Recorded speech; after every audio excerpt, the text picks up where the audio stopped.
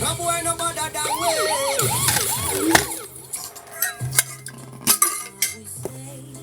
We were good together. We had fun. Opposite. But our trails will never run forever. Something else is on your mind. Like everything that's good in life always comes to an end. We're letting go, drifting apart. There's no use trying to pretend. And I know that it's all. Got the look on your face. It's still hard to explain, but the worst is the pain when you pronounce my name. Good morning, Denise. How are you? I'm just setting things up.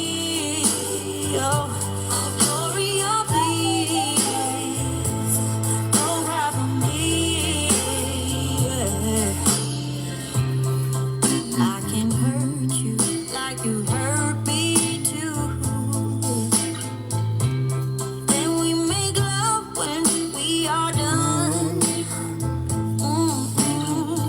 I'm doing good, just setting things up. Let me get this. There we go. All right, hold on 1 second. I get the roles and relationships. There we go. And let me pin that. There we go. I am good, just getting things together.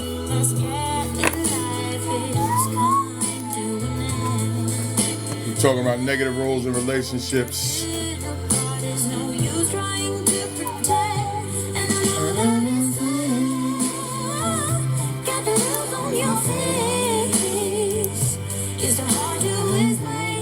How are you doing?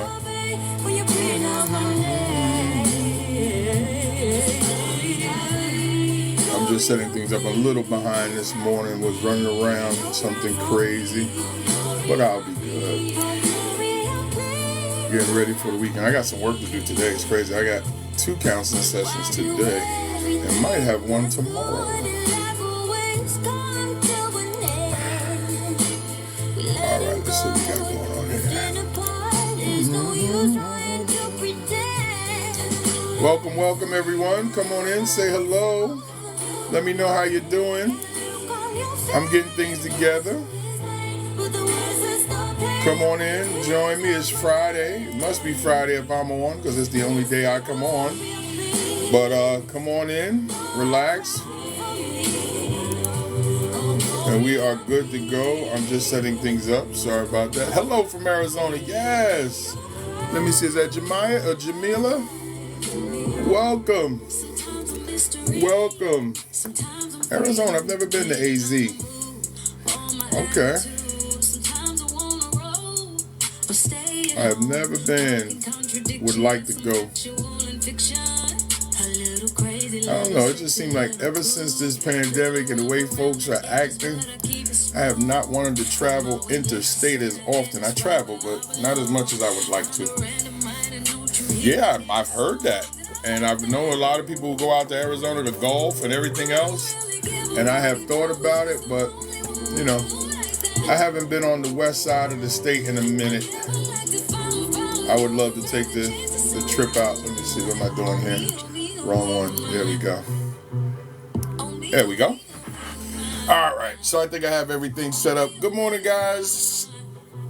Welcome back. I am Keith K.L. Belvin, crisis specialist, human service counselor, author, educator, and every Friday from 11:30 to about 1:30, we talk about personal development, relationships, and everything in between. And I am here to help. I am a professional counselor. I do this on a regular. I am a crisis specialist, which means I am the person that people call when they're at that last rung of the ladder, when they're just ready to give up. That's what I do. I am also an author of about 6 or 7 books. But my most recent book is called 12 Steps to Recovering from a Toxic Relationship. This one is out right now. Been out for about 4 or 5 months. Doing okay. I like that. And I have also written 4 or 5, a bunch of other books. Here's a few that I happen to keep on me right here. as well as I've been a contributor to a lot of other books. So I do come with receipts. I'm not just here talking to be talking. And if you've ever seen this magazine, I'm not sure if you've ever seen Ebony magazine. I'm sure a few of you may have seen Ebony, not sure. But if you have seen Ebony magazine, back in 2012, they did an article on Black love lessons, right? And they wanted to help people out in their relationships, help people understand what Black love looks like. And I happen to know a brother who was picked to be a part of that whole program. And so this is me right there with my lovely wife. And we were talking about love doesn't hurt. And we were discussing how we were able to reorganize some of the things in our lives, deal with baby mama drama and all that other stuff that people deal with. So I come to the table with receipts. I'm not just here talking to be talking. I've been on I just dropped my books. I've been on social media since 1994 because I'm an old head. I'm like 56 years old. But I've been on social media for a minute, and I am a professional counselor. I am a former New York City educator of 24 years. Hello, Black G. And after 24 years in the New York City school system, I decided to move to Delaware 8 years ago, where I am now. I run an after-school program, a mentor program for young men and young women, as well as I work with adults. My target audience is men and women between the ages of 40 and 70 who are trying to figure out that second, that third, maybe even their fourth of life. I'm here for that because I am happily divorced and happily remarried. I've been with my wife 24 years. And we've been married for 17 of those 24 years. So I come to the table with an understanding of how to make changes or to accept certain negatives in our lives. And so this is what I do. I provide private assistance for those that need it. And here I come on every Friday, like I said, to be able to try to offer something, to be able to help those that need it, because somebody's got to offer some understanding to what we're dealing with, right? This is what I do. So I welcome you. But enough about me. You guys in the chat, tell me a little bit about yourself. If you're new, tell me where you're checking in from. I always like to see where people are checking me out from. I appreciate it because you could be anywhere in the world, but you're here with me, and I appreciate that. So let me know where you're checking in from. And we're going to get into this in a little bit, because today we're talking about the 10 dangers associated with negative roles in relationships, when you just have the roles all screwed up. And I'll get into why I chose this topic for this week. Shout out Tanya, or Tanya. I will have to ask because I hate messing up people's names. Shout out from California. I haven't been to California, I think, 21 years, 03. I was in Palm Springs, hung out in LA, and then drove back to Palm Springs where we were staying. So for about 8 days, 9 days. It was nice. Hot though. First time I was dealing with 112 degree temperatures like that. Coming out the casino at 1 o'clock, 2 o'clock in the morning was still over 100 degrees. I've never been in that type of heat.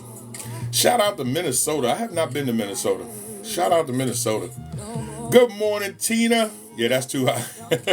Yeah, it was crazy hot. During the day in Palm Springs, I had never been a part of that type of heat. But it was actually pretty cool. And that was actually, we drove out to LA, hung out in LA for a while, came back, stayed at, like I said, stayed in Palm Springs. Palm Springs was nice. It was really nice. I don't know why I haven't been back, but that was 03. But yeah, thank you for being here. I appreciate you. And again, checking in. Let me know where you're checking in from.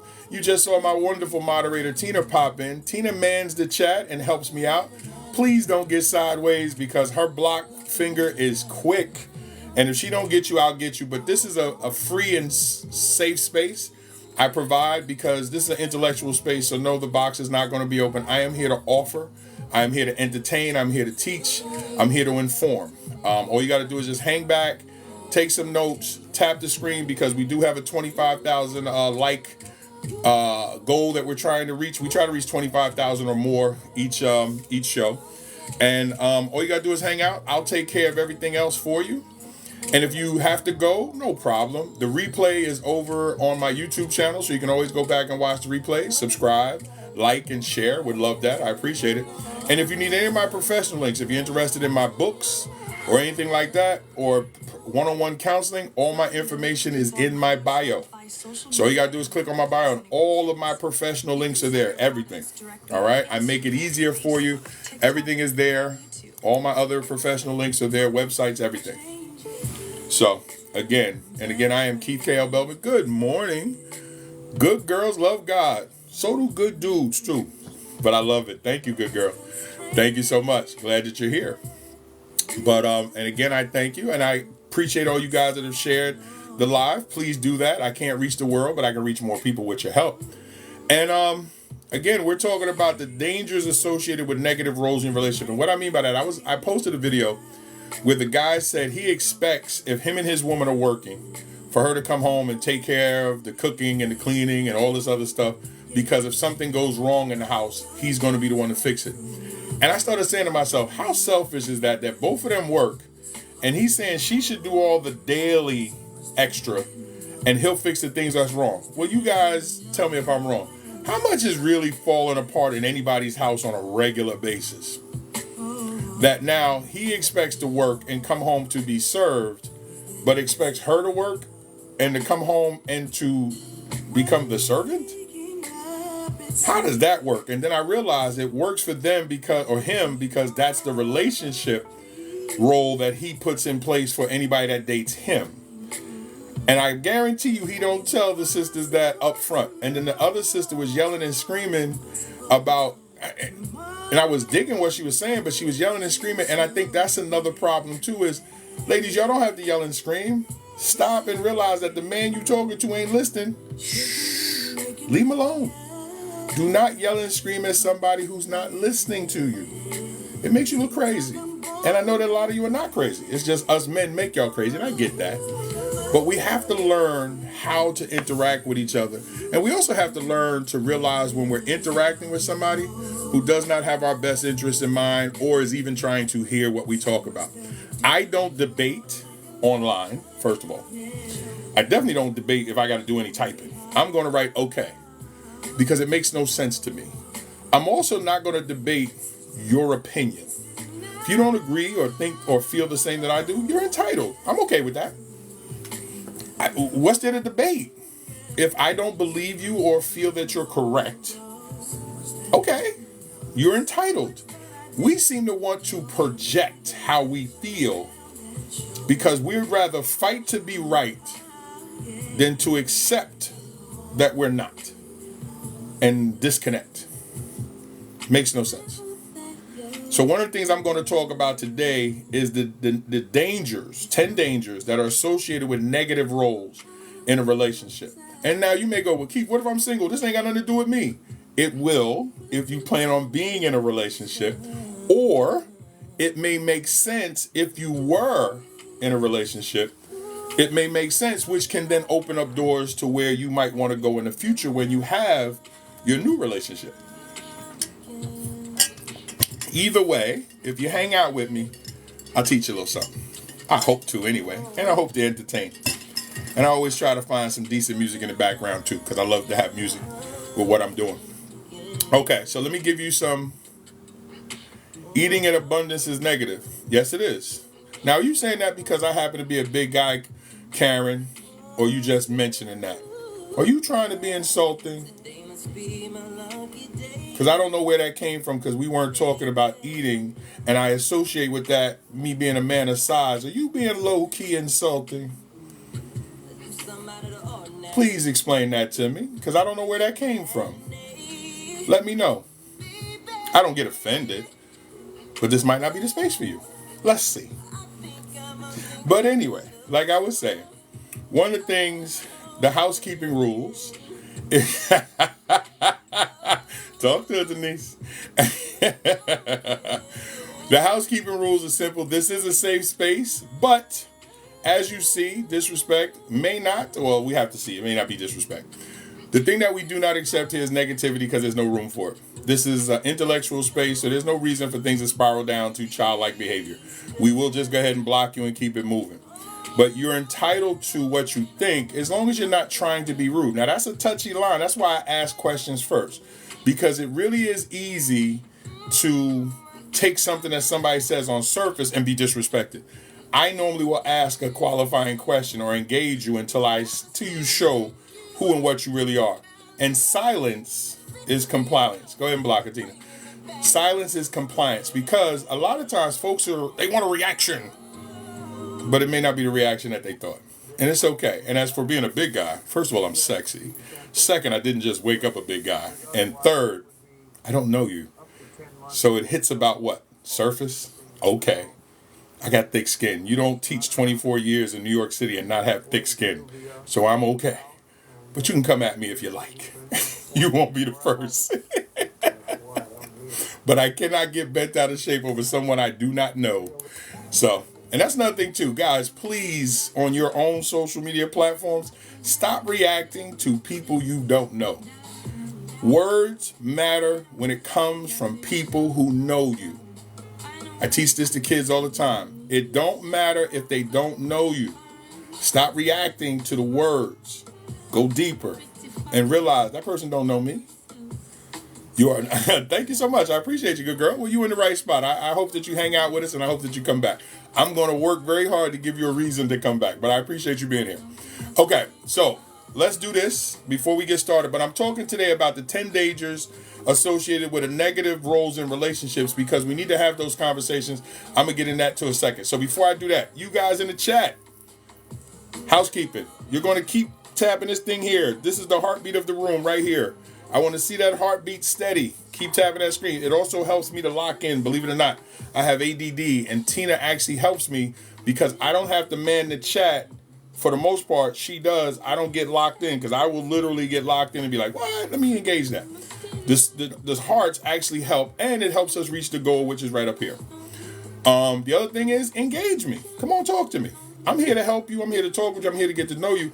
I'm providing or trying to provide a space that you feel comfortable in, that you will return. And I'm here for that. And this is what I do. And again, thank you so much for following me.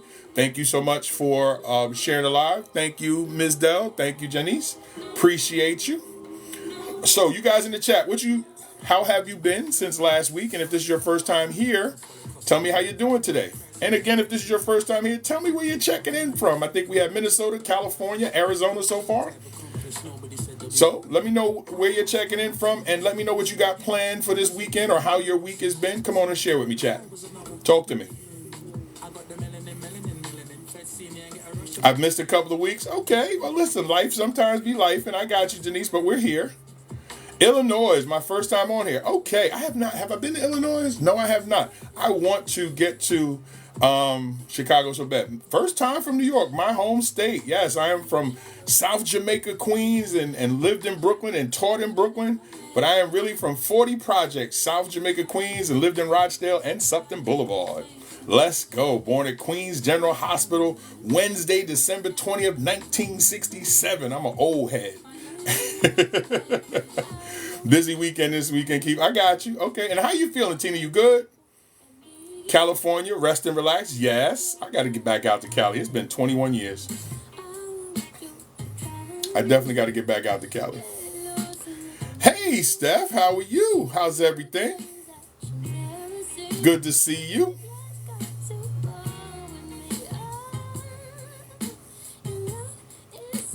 Plans, creativity. Okay, let's go, Tanya.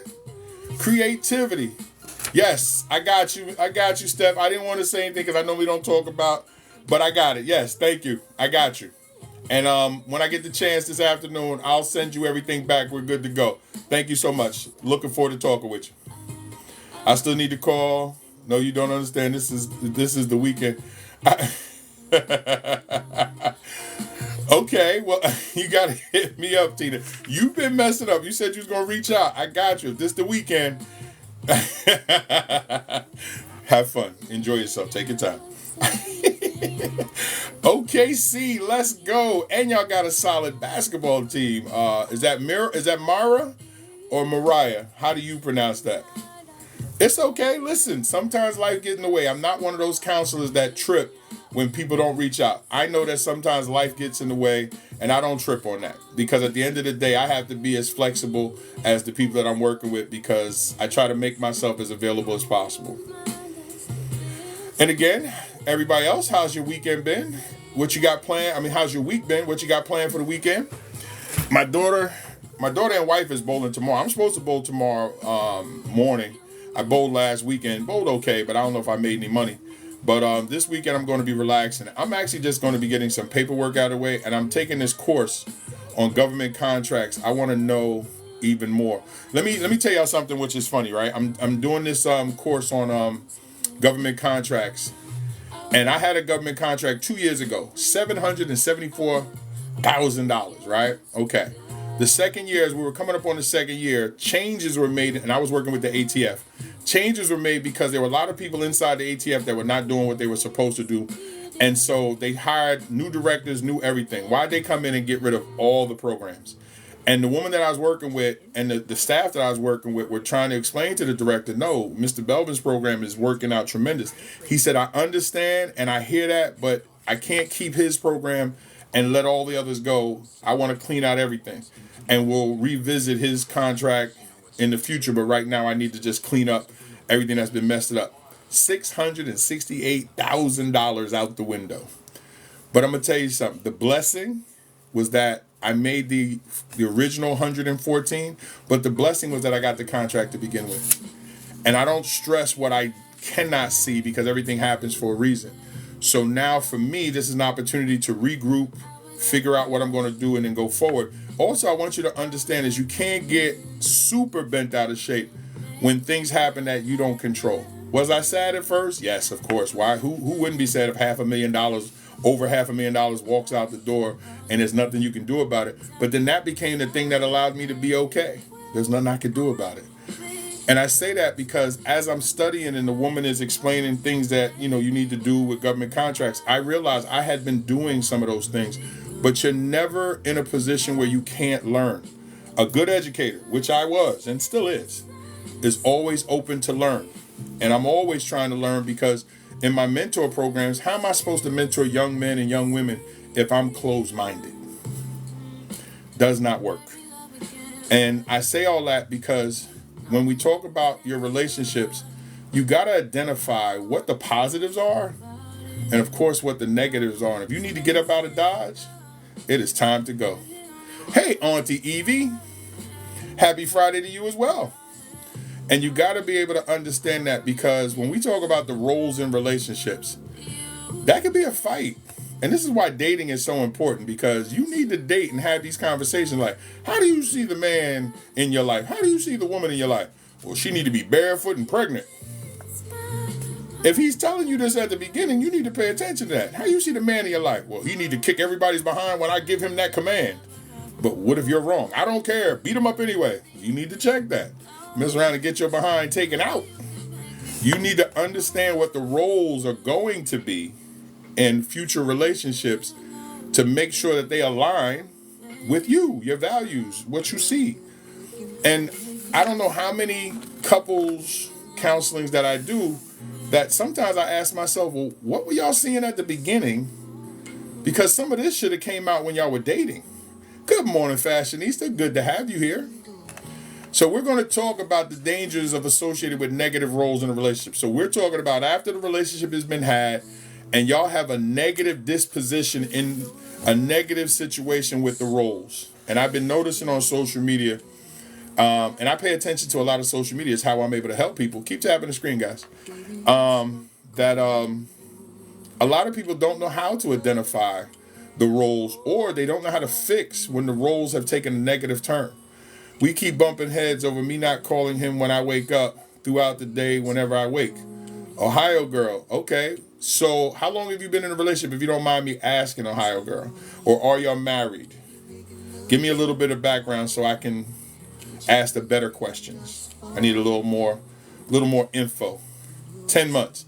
So y'all have been together for 10 months. How long did y'all date before y'all made it official? So y'all been together almost a year.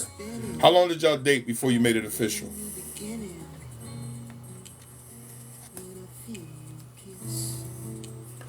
One week. Okay. So in that week, what was it about that magical 1 week that said he's the man? Or her. Excuse me, I can never be forward. Did you say him? Okay, yeah, him. So it was.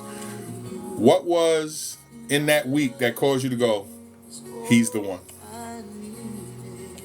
Because 1 week is a short time. There's not a lot you can see in 1 week.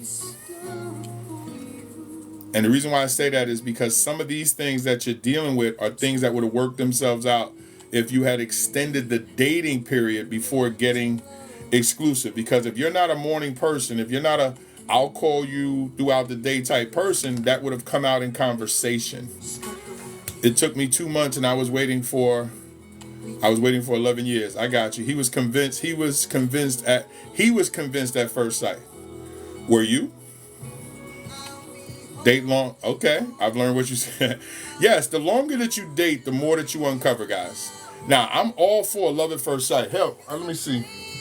I talk about it in my book, From Gigolo to Jesus, right? When I was 18, I was in love with a woman I first saw, but I was too young to understand what... Let me just show you the cover again. I was too young to understand what went into loving somebody. I didn't realize that love is a great thing when you fall in love at first sight. I just didn't know how to do the work. So I wound up choosing sex over love at 18. I didn't know better. And over the 2.5 years that we kept trying to make it work, it was because it was me. And I didn't know how to be a better man because I didn't know how to really be a man. And I didn't know what love was, so I didn't understand what to do, so I messed it up. I liked him and I wanted to be in love. I do love him. Okay, so one of the things and we'll talk, so this is going to apply to you today, Ohio girl, is reorganizing the roles or just identifying the roles. So one of the things that you two might have to sit down is you might have to sit down and understand how important calling may be to him, but you also may want to express to him how you may not be that, and y'all find some type of moniker in the middle to be able to work for each other so y'all are not at odds.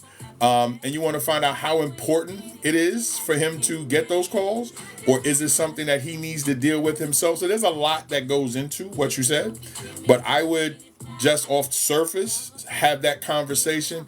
And again, y'all been together 10 months, so some of this you should see this, so you should have an idea, because if you love him, there's got to be a reason why you love him, and you want to be able to take those reasons and turn those into a way to motivate change, so both y'all can come to some type of acceptance of what each other needs and be able to provide that to keep things going. I hope that makes sense. Okay? All right, so we're going to get into today's conversation. So again, before I get started again, let me just reintroduce myself. I am Keith K.L. Belvin, crisis specialist, human service counselor, author, former educator, husband, wife. I wear a lot of hats.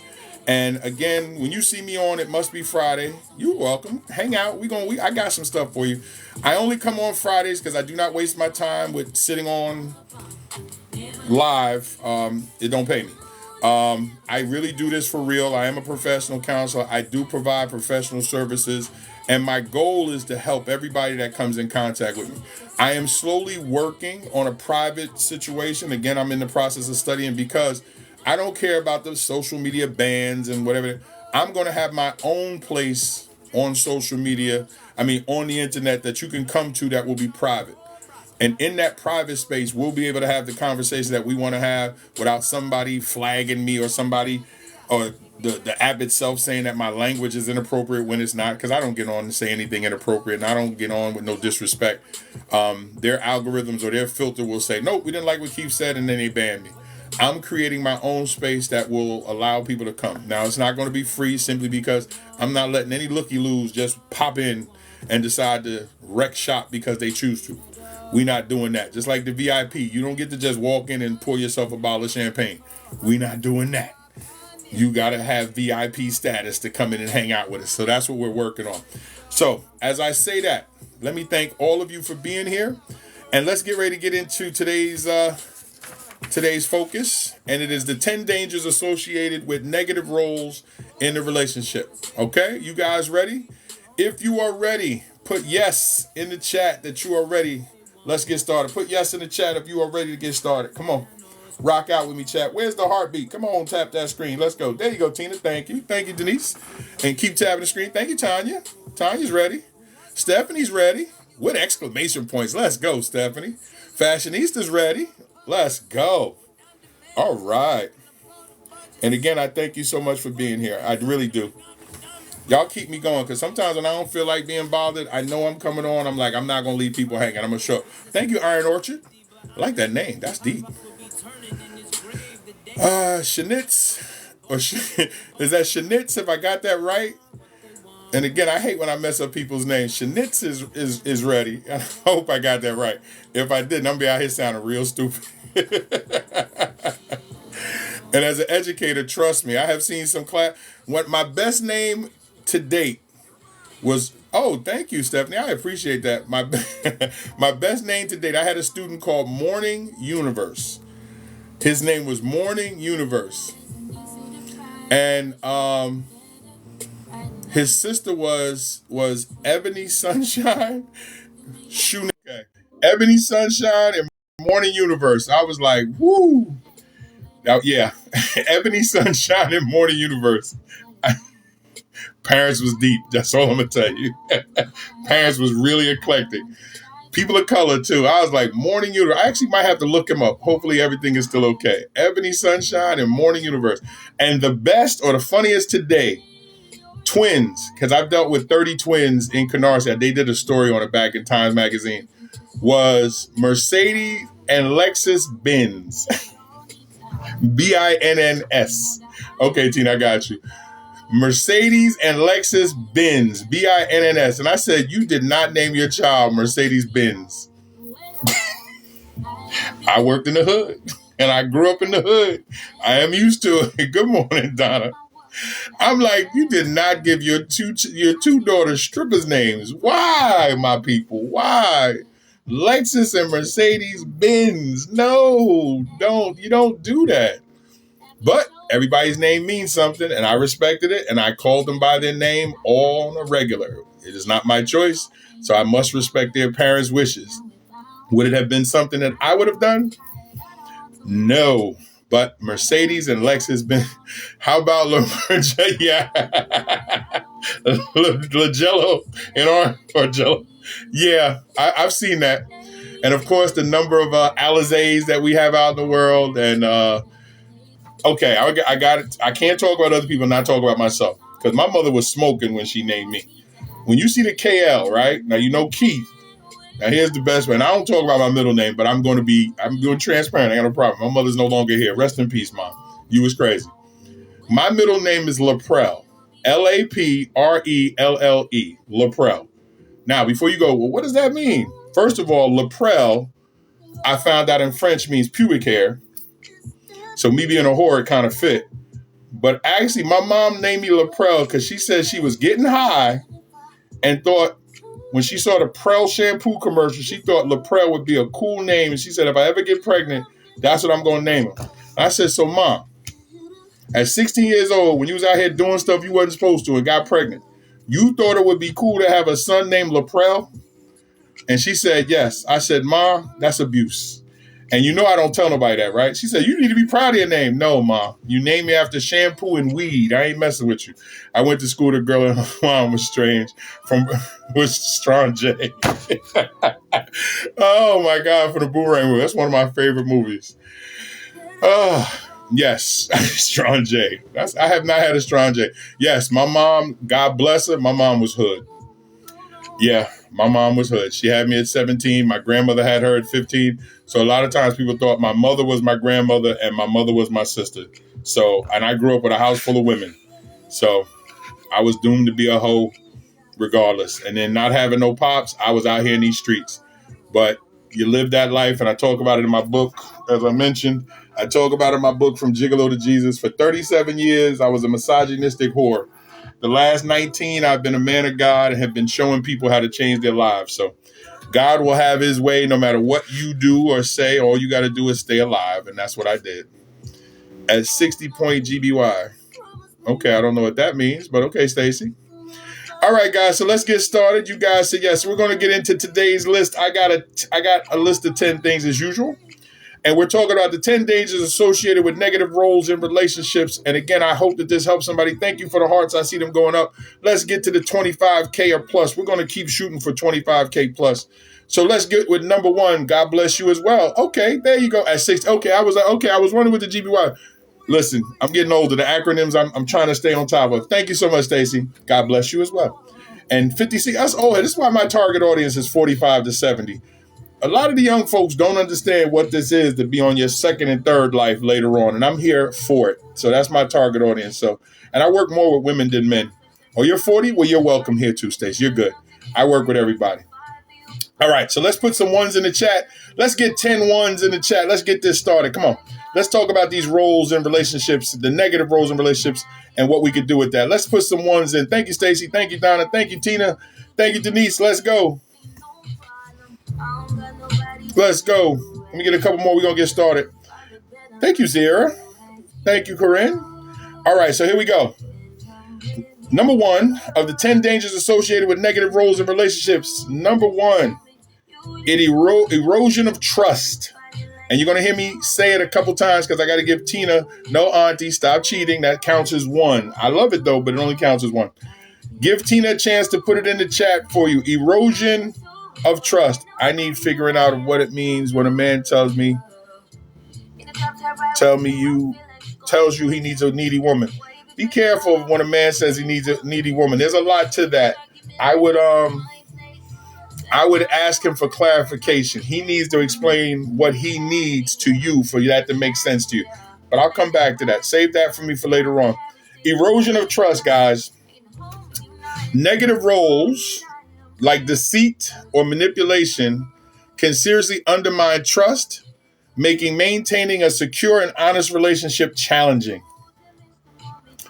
When a person holds on to a negative position in a relationship and is connected to something like deceit or manipulation, it erodes trust. You stop trusting a person who is trying to manipulate you. You stop trusting a person who's deceitful.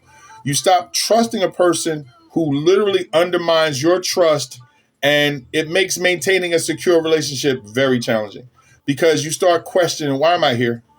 Why am I with this person? So you also have to be careful to what is creating the negativity. And that's important. I started with that one as number one, because I want you to understand, I want you to look at what the negative is.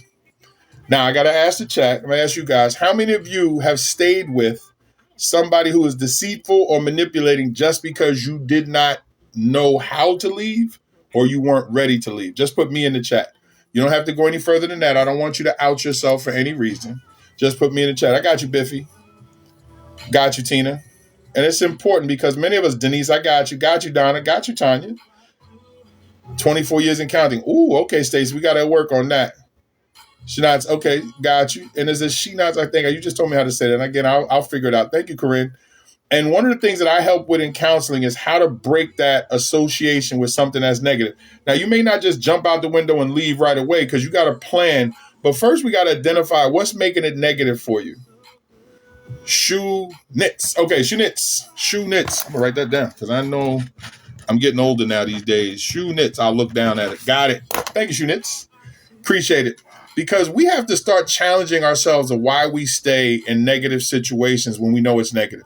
And I help with that in counseling because when you come to me, you need help. So one of the things I'm going to help you with is I'm going to challenge you on the choices that you make. We'll look at the behaviors that's causing your choices, but we got to affect the choice of staying there and start to create a plan away or a plan out. So that's important. Okay. So the erosion of trust, I put it the first one because, again, if the trust is going or is gone, you don't have a relationship. You cannot be in something with somebody that you emotionally need. Okay, emotional need. I got you. Okay, I'll get there. Emotional need, I got you. And that's part of it too, Corinne, is that, but emotional to what though? We have to be careful of what we're connecting the emotion to. Many of us have and currently do connect ourselves to things that are negative, even though we know it's negative, because we'll deal with the devil we know instead of, or being scared of the devil we don't know.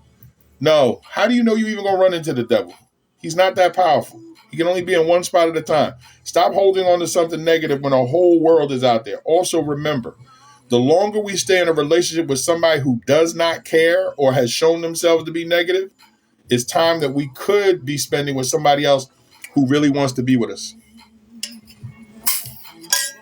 I don't get out of my first marriage. When I do, I don't reconnect with my girlfriend, now wife, who I had met in 95. I got out of my situation in 2000 and ran into we wasn't even dating. She knew I was married and didn't want to have nothing to do with me. So when I ran into her in 2000, I told her I was now separated and starting all over again. We were able to put things together. But if I don't get out of the bad situation first, I don't find the great situation I'm in now. So please understand, the longer that you stay, the further from unhappiness you will be. And before I go any further, let me say this to anybody in the chat, because I know I talk about subjects that can be triggering.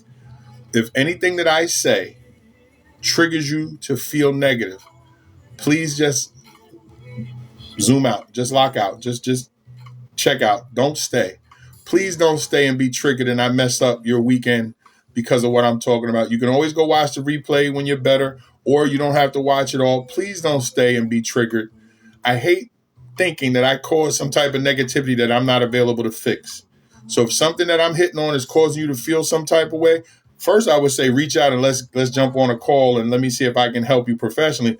But if that's not where you're at right now in this space, or you're not ready for one-on-one counseling, just log out. I won't be hurt. I'm not worried about the numbers. I don't trip you with the numbers up there. I look at the hearts over here because they keep me locked in. But do not, hey JT, thank you, Denise. Do not allow yourself to stay here and get hurt. That would bother me more, that you stayed here listening to me and the whole time you were just being triggered to now your whole weekend or week is messed up. Don't do that. Please don't do that. I would rather you leave. Okay? So let's get into this and let's keep going. You guys keep tapping the screen. I appreciate you. Keep it going. Oh, wait a minute. That's Kim. That's my song. I just love music. See, that's the ADD in me. All right. So number 2. In the 10 dangers, there we go, Tina. So you see me doing a little break, just get your butt back here to work. All right. Number 2, let me go with 10 twos. I woke up to Mr. This is okay. Got you. I'm here to help you, Donna. Donna, you're going to be so happy when you get to wherever you're going. You're going to look back on these days and go, I am so glad I made that move. When I look at how happy I am now, I wonder, how did I spend 10 years unhappy like that? Because I was stupid. Thank you, Tina. Thank you, Donna. Thank you, JT. Thank you, Denise, for the twos. Let's keep them going. And we're going to get into the second danger associated with negative roles in relationships. Thank you, Corinne. Appreciate you. All right, so while you guys are putting the 2 in the chat, let's go. Thank you, Auntie Evie. The second danger associated with negative roles in relationships is communication breakdown, or the breakdown of communication. Thank you, Shunitz. I got it this time. I learned. Thank you, Shunitz. But number 2 danger associated with negative roles in a relationship is communication breakdown, or the breakdown of communication, however you want to receive it. There you go. Thank you, Tina. Engaging in roles such as the critic or the stonewaller leads to poor communication, blocking effective conflict resolution and emotional expression. When you're with a person who criticizes you often, or when things aren't going their way, they stonewall you, they get quiet, they freeze you out, give you the silent treatment.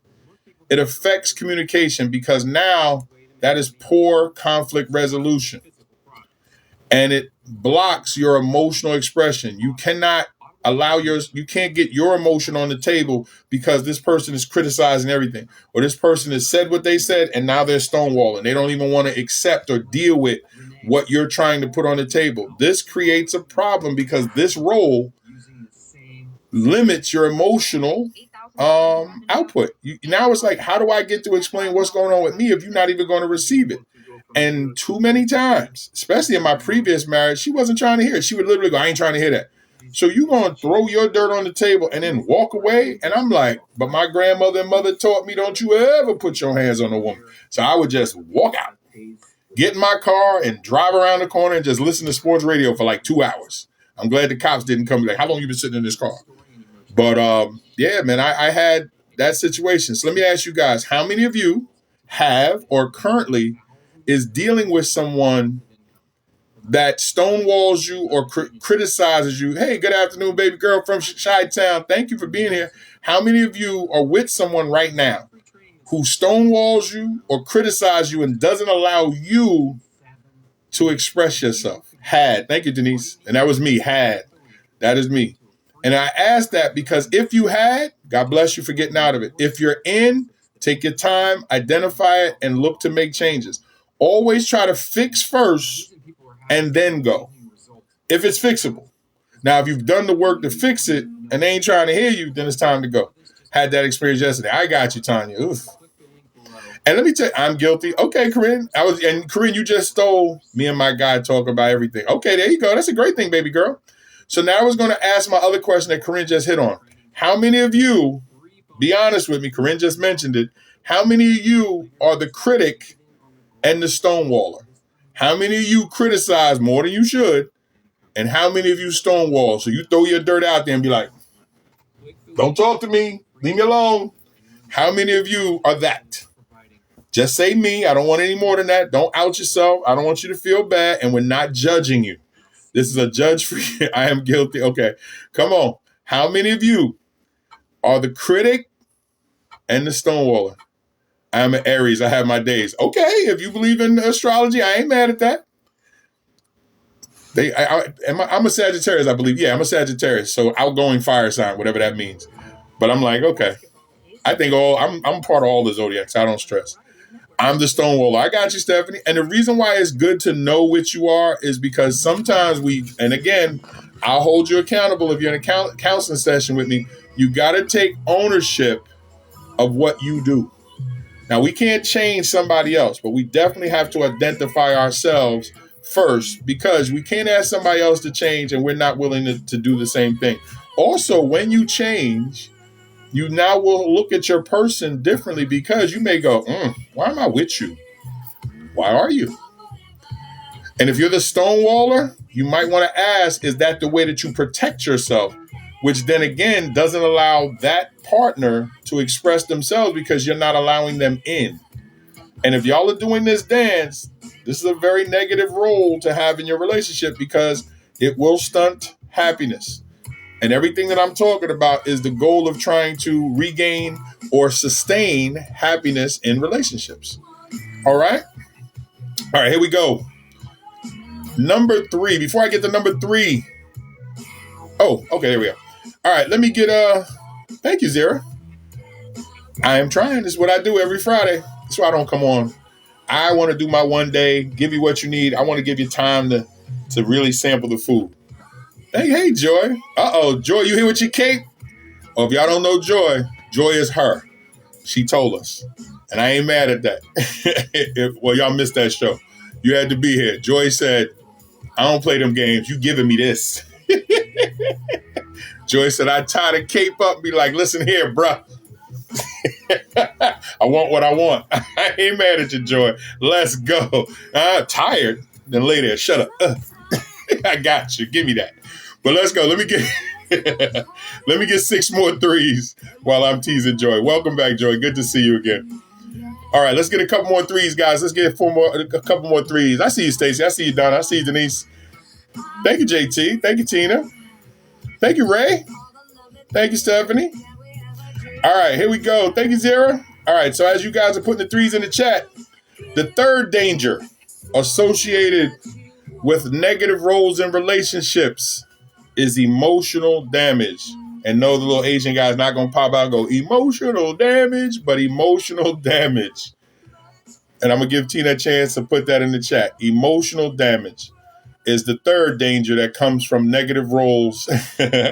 So constant criticism, neglect, or emotional manipulation can cause deep emotional wounds, affecting an individual's self-esteem and overall emotional health. Circle number 3, guys, please. Now, I want to go through this, and again, I'm going to try to do it without triggering anybody, but if you have to go ahead and go. When you are with someone who constantly criticizes you and the things that you do and neglects you, and emotionally manipulate you, meaning putting you in a position where you believe everything that is going wrong is on you, where they don't take any ownership. They are manipulating how the feeling of the relationship will go or is going to go. This cuts deeper, and this starts to affect our self-esteem and our self-worth. And overall, in time, it will affect your emotional health. I do feel being in this marriage is emotionally breaking me down. Well, Stacey, you have to take a step back and protect yourself by putting the brakes on and saying, wait a minute, why am I going down with the Titanic? Remember, Jack and Rose was at the top, and he said, okay, Rose, the ship is going down. Please understand what Jack said. The ship is going down. But we're going to try to figure out a way that if we can, at the last minute, we're going to try to jump off, and hopefully that'll give us a chance to survive. Now, here's the reason why that whole movie was BS. Ain't no way that you're hanging on to the back of a ship the size of a city, and as it's being pulled down, gravity would pull you. So even if you tried to jump, the forces of gravity would just drag you down. But it was great for the movie. But overall, no, not real. But at the end of the day, the idea behind it is what I'm talking about. At some point, we have to position ourselves like Jack and Rose and decide to get ourselves up out of Dodge, because some relationships are going to go down. Some relationships, that's just it. And I was there. It took me 5 years. I should have left 5 years into my previous marriage. I didn't, because I let the tears, the idea of having a child and everything else, and we wound up having a second child. Jack had survival and critical thinking skills for sure. He forecast on point, without question, fashionista.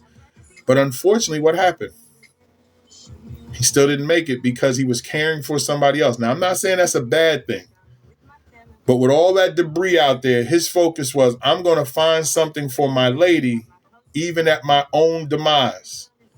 And what happened? That's exactly what happened. Now, the reason why I bring that up is many of us are going to go out like Jack. We're going to try to stay in something to help somebody else, save somebody else, do whatever.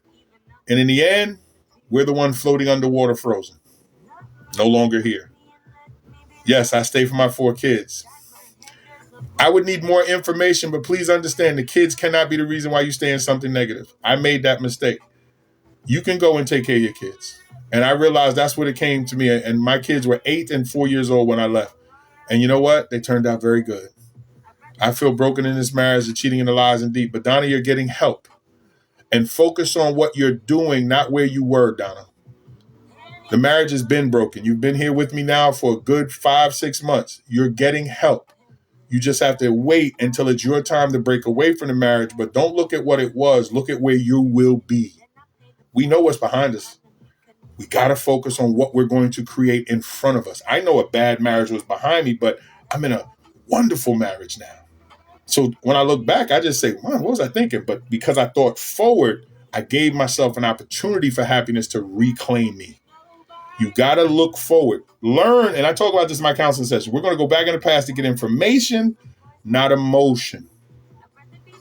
We're not going to bring the emotion from the past forward. We're going to bring that information, because as we know, as we learn, focus on the now and the future, user. The now is the seeds we plant. The future is the seeds that we till, the soil that we till. But we cannot get fruit if we don't plant seeds now. And what do we take from the past? What didn't work. They grown in college, now 40, and trying to find myself. And got you. Listen, let the separation turn into a divorce and go ahead and do you. That's what I did. I got out in 2000. Divorce was final in 2003. But I had already started living my life in 2000. I was like, I already know ain't no reconciliation. We good. And God blessed me somebody that was going to be there with me. And we worked this thing out. And that is the reason why I was in Ebony Magazine some 12 years later. All the great things that happened in my life happened after I got out of a bad relationship.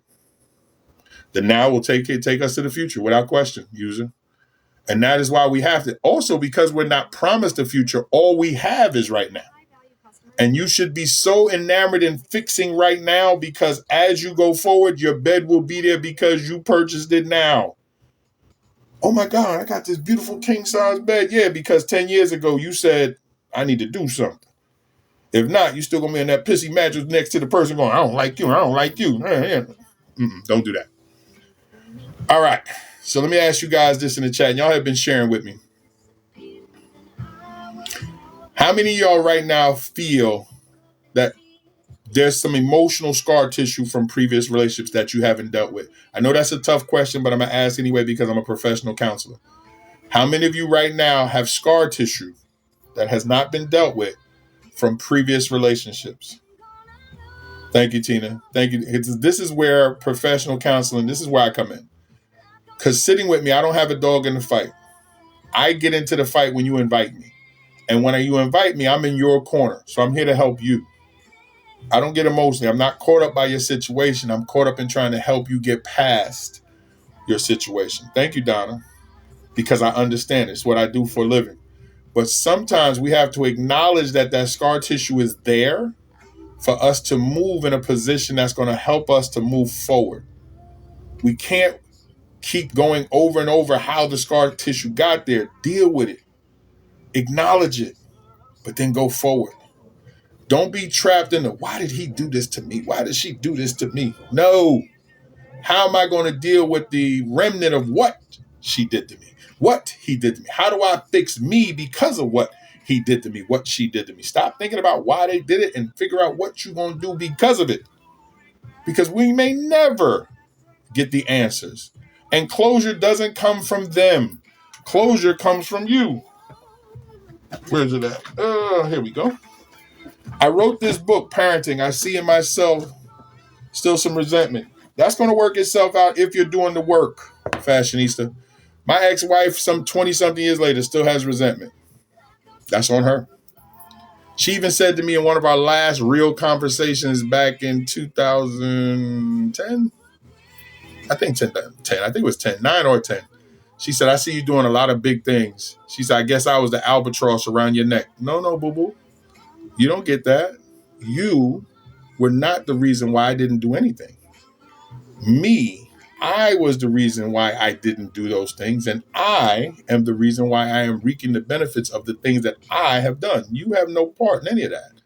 You were part of my past.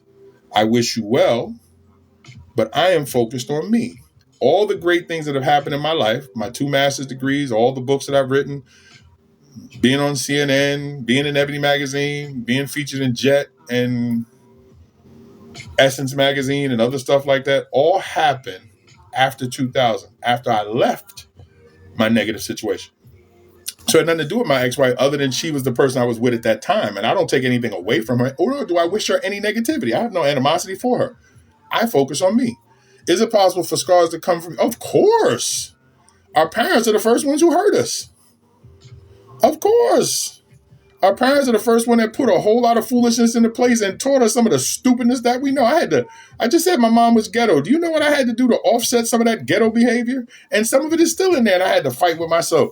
So when I don't show up to family events, they go, oh, he think he better than us. No, I just ain't for the foolishness. Y'all sit there and listen, I'll come play spades with the best of them, and I am lethal on a spades table. Don't even try me. But no, I don't want to sit here and drink 3 bottles of Hennessy till I can't see and think that that's cute. For what?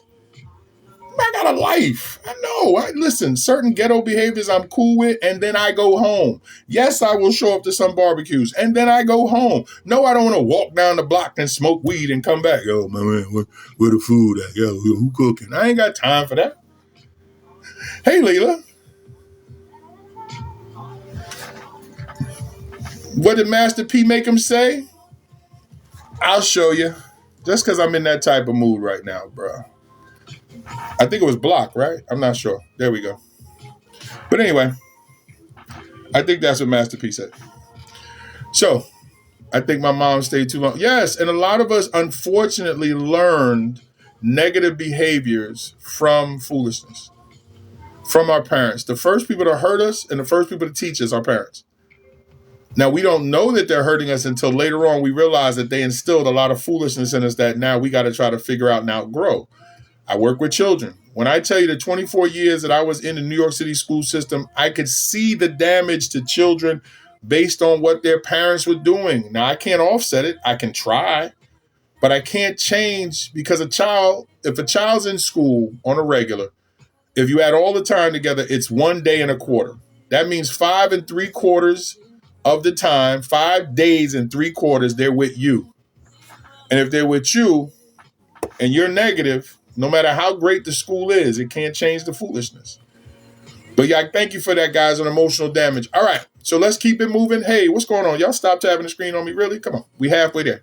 Actually, no, we just going to keep going. We're going to shoot for 30. Let's go for 30, 35, 40, whatever. Keep tapping that screen. My parents is what my resentment comes from. My mother put herself in a mental hospital, and then her children. I'm sorry to hear that, fashionista. And again, like I said, our parents are our first learning source, and that learning could be negative or positive. Sometimes it is both.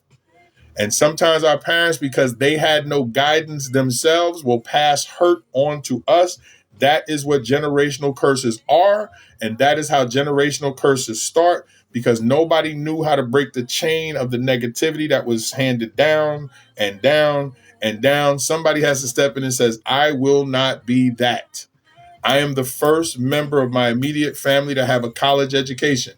And it did not come because my mother and grandmother. I decided my grandmother and my mother wanted me to, but I had to put the work in. They couldn't help me on a lot of things. So I had to do a ton of it by myself. And I learned how to be okay by myself. I grew up with no father. My father and I didn't reconnect until I was 39. So I had no male influence other than the streets. So that's why I was hypersexual. I got sexually abused at 6 or 7 years old. So I'm out here just running through women because I'm thinking that's what a man's supposed to do, because I'm dealing with pain of SA. But what I learned over the years is through counseling and through returning to the church, that there's so much more for me in the world and so much more for others, that your past pain can be motivation if you use it. And that's what I'm trying to help all you guys with today, is to understand that you may be in a bad situation, have been in a bad situation, but you don't have to carry that burden, and that help is here. Listen.